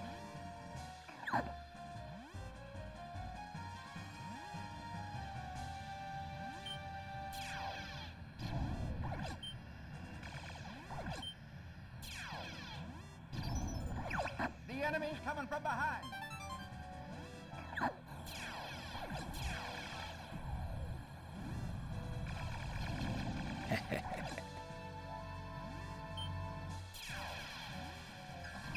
Do a barrel roll. I guess it's your turn to be thanked.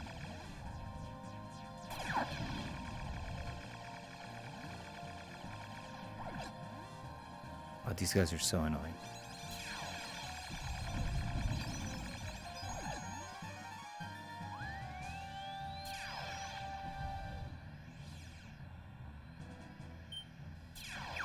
You want a piece of me?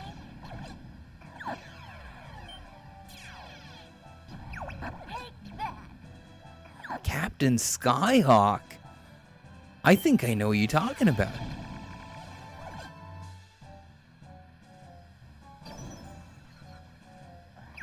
Hold A to charge your laser. You can also lock onto enemies this way. Oof, I missed out on that. Again, I didn't want to warp. Never give up. Trust your instincts.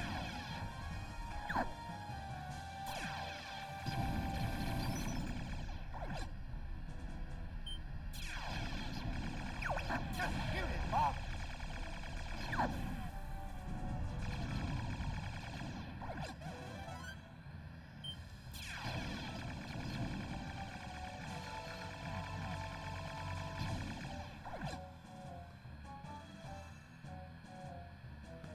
%sure. I cannot allow you to I think Rising Sun has that, man. I gotta do this. We gotta get some classics in, man.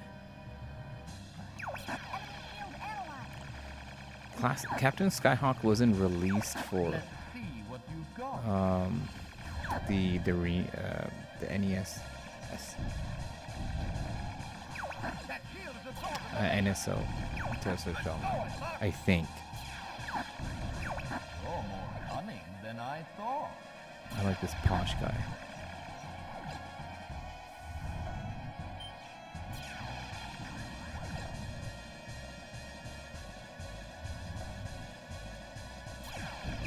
I've underestimated you. How about this?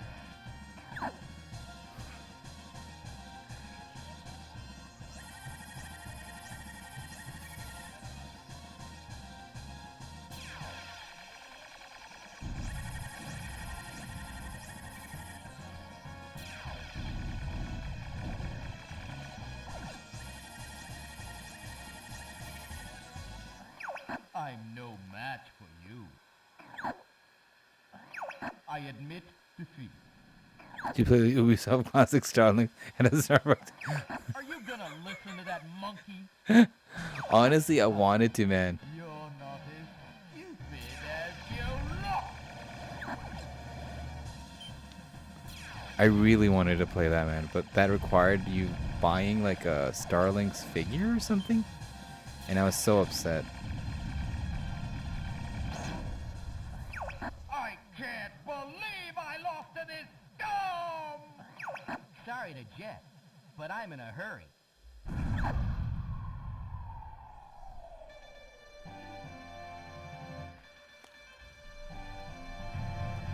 Remember my uncle played this game and he's like, he said scum? You can't play that. I was like, well, there's worse games out there. I've taken a few hits, but I'm okay. And I wanted to play the Starlink ones because that's probably the best designed Star Fox aircraft out there. They really, really did a great job with it.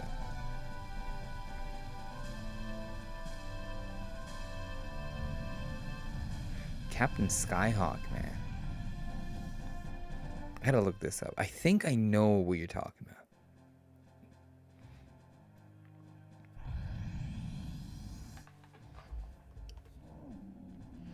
Man, those old days. Not the nostalgic days, but they had some crazy, just risky titles. Just like Do It. Recover our Skyhawk base and from even the enemy Star army. Fox. They're like evocative of other franchises, right?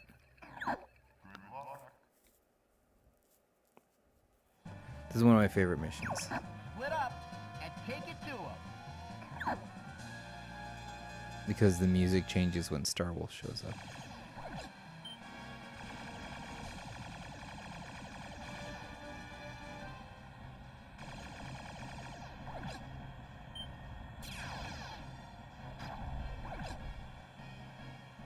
I'm not sure if you get... No, you get nothing. You're not getting away that easy.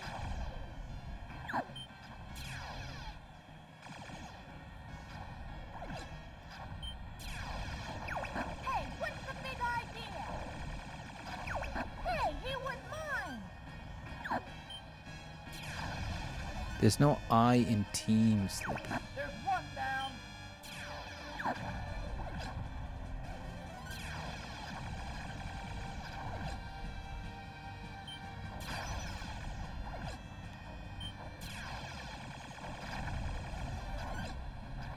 I won't let you get away from me.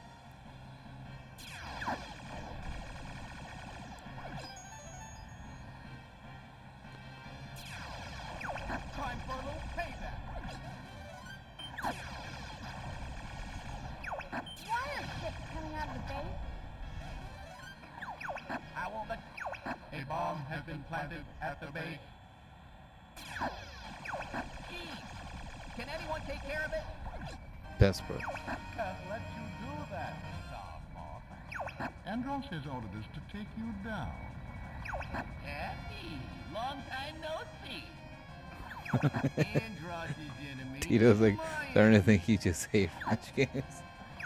Just what I need to see. Star Wars. Let's take care of these guys first.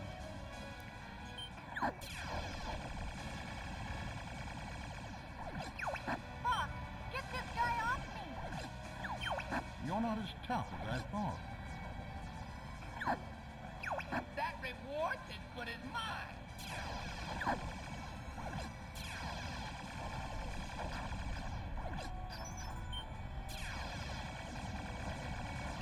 You'll be seeing your dad soon, Fox. Shoot! He's right behind you. Take care of the guy behind me, Fox. Oh, these guys cannot fly for their own sake.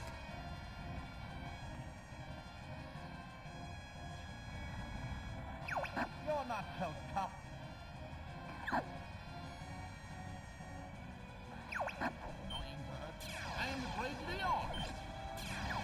That reward is good as mine.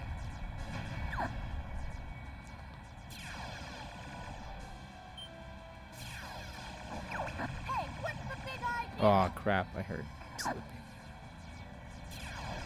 Hey, Einstein, I'm on your side. I am your father helped me like that too. Come on, little man. Shoot me.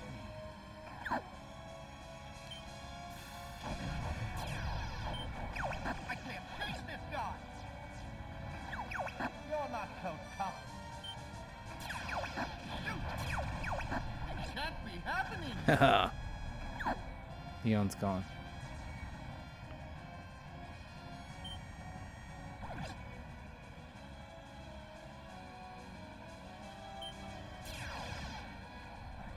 Danger. 1 minute to explosion. What? Let's take care of these guys first. I'm gonna lose this mission.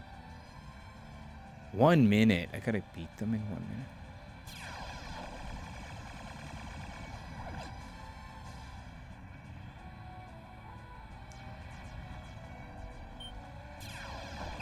Hey, Uncle Android! There's one more to go. 30 seconds to explosion.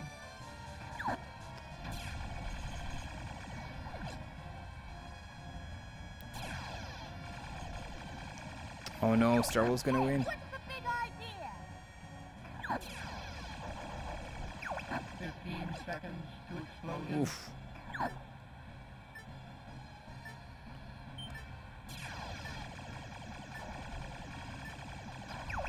Got him. Oof.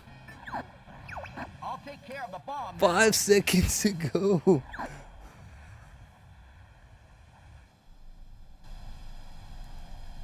Oh, dude, that was tight. Heading out for some last minute things. Good stream as always. Thank you, Tito. Be on the line. Oh, I love you, man. I love you too. Take care. All aircraft reporting.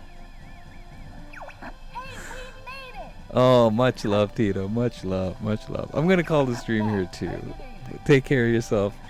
Happy holidays. Merry Christmas Eve. Careful in the malls. People are crazy. Too busy. Get home safe. And yeah. Dude, that was a clutch mission, man. Literally 5 seconds left on the clock. Ah, that's how you do it, man. Success.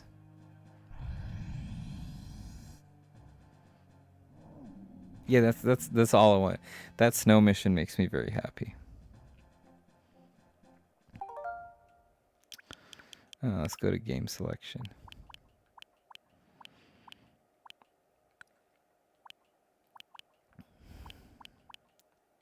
I don't know if I have GoldenEye stuff unlocked, but again, going into the plethora of games that we got. Yeah. I really wish there was like, not this kind of Star Wars game, but like Rogue Squadron stuff was there. I'd love to run through that game again. I do have it on GameCube, but you know, it's just, it hits a different if it's like one of those Switch things. Remasters. There you go. Yeah, we're gonna I'm gonna call it there. It's gonna be 3 a.m. here anyways. And this was just a short stream, end of Metroid, a little bit of F-Zero, and a little good stuff with you know, some Star Fox in there for good measures. So I'm gonna ooh, can I? All right, let's see. Let's go to remastered.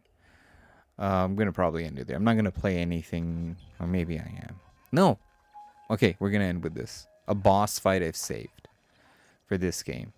We're gonna begin and end with Metroid. Just this title screen, man.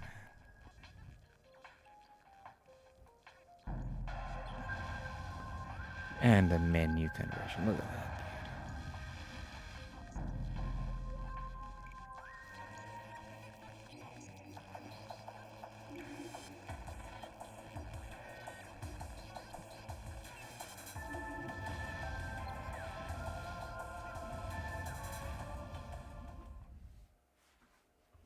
So I kept this boss fight fully because I knew I wanted to stream it one day. Face on minds.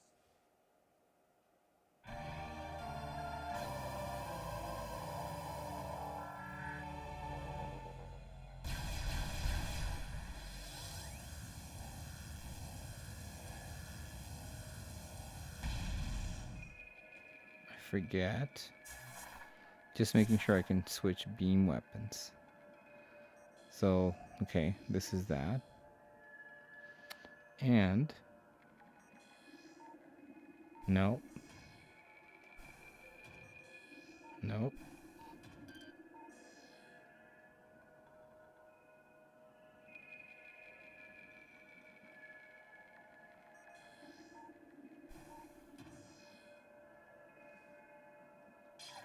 Oh, R. Okay.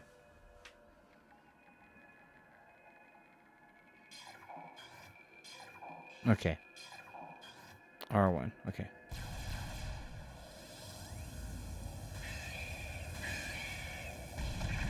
And we kind of missed Metroids, man. I mean,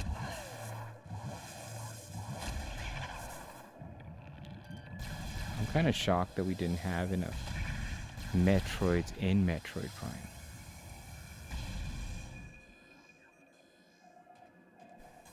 But you know what? Prime 4 had its cool stuff. Just that we couldn't have any crazy like visor stuff. But I think the visor stuff was more of a gimmick for the GameCube days.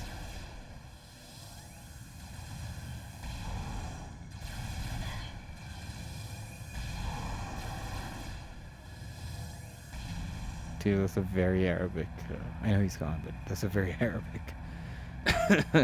Salutations, Fiumana. I love it.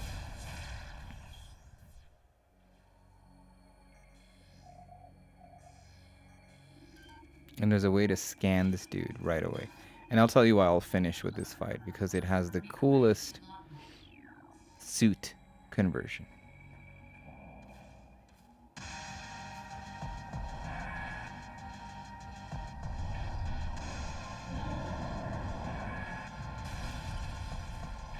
I think if there's going to be a Metroid Prime 5, and most likely there will be, it's going to follow with a different kind of thing altogether. Because that's one of the things that struck me with Metroid Prime 4, is it felt very similar to 1, which is a great way to reboot a franchise after a long time.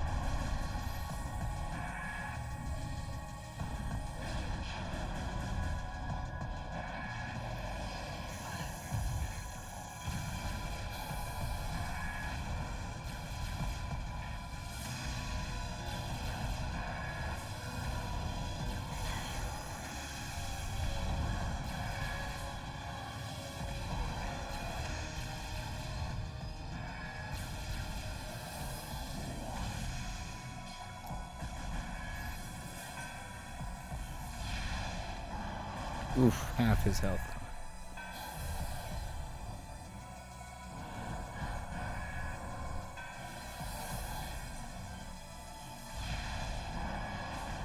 Quarter gone. I think you're so OP in this game.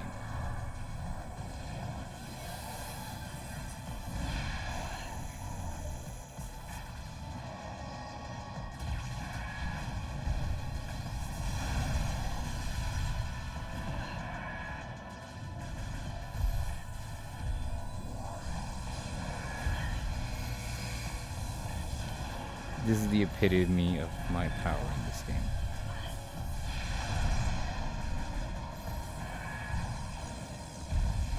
Whereas Prime 4, you saw I was kind of struggling with the boss fights. I played this game a lot. If there's a top 5, this game is definitely part of the top 5 for me.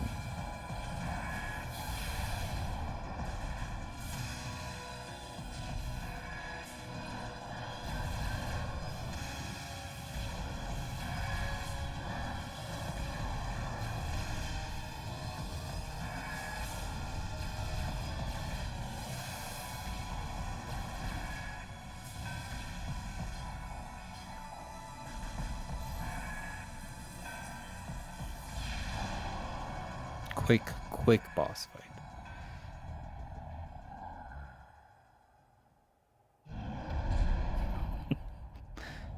And since he is made out of phazon, a radioactive substance.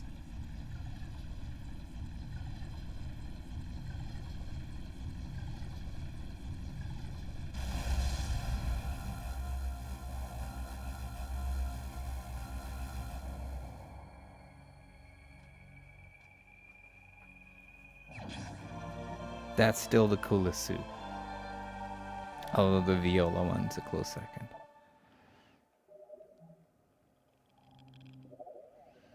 Oh, in fact, you can zoom in and just see how cool this silver, black, and red with an orange visor suit is. And it's got this weird force field around it that prevents any kind of radioactive damage. And the fact that this model viewer is so perfect. Oh, so awesome. So freaking awesome.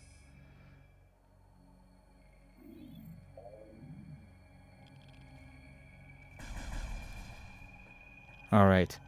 With that, ladies and gentlemen,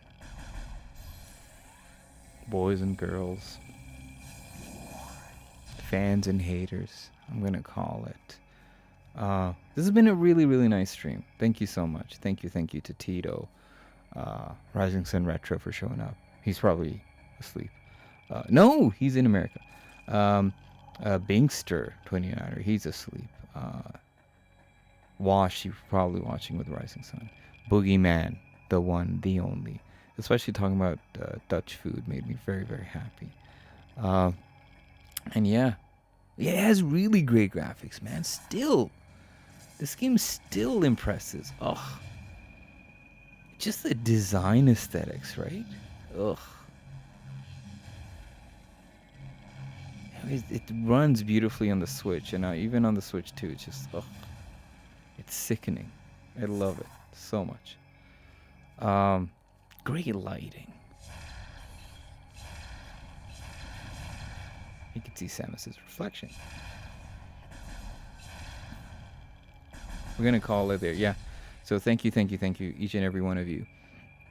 And we'll be doing a couple more streams. I got a couple more videos planned for holidays. I'm debating whether to do like a best games awards or just like do my top 5 games of this year. I think I would go with that, but we'll see. We're cooking up something really cool in the next following days, and of course we're going to try and do a Mario Party or Mario Kart stream. Yeah, with that we're going to call it. Thank you. It's been great to get back to streaming. Have yourself a safe and happy holiday season. Make sure you eat well. Make sure you are with good people that care about you, and play some good games. Stay away from the hate online. Oh, this game's terrible. I don't like this game. Just enjoy, right? And we'll see you soon. And with that, take care of yourself. All the best. And we'll see you around, guys. Take care. Much love. Bye now.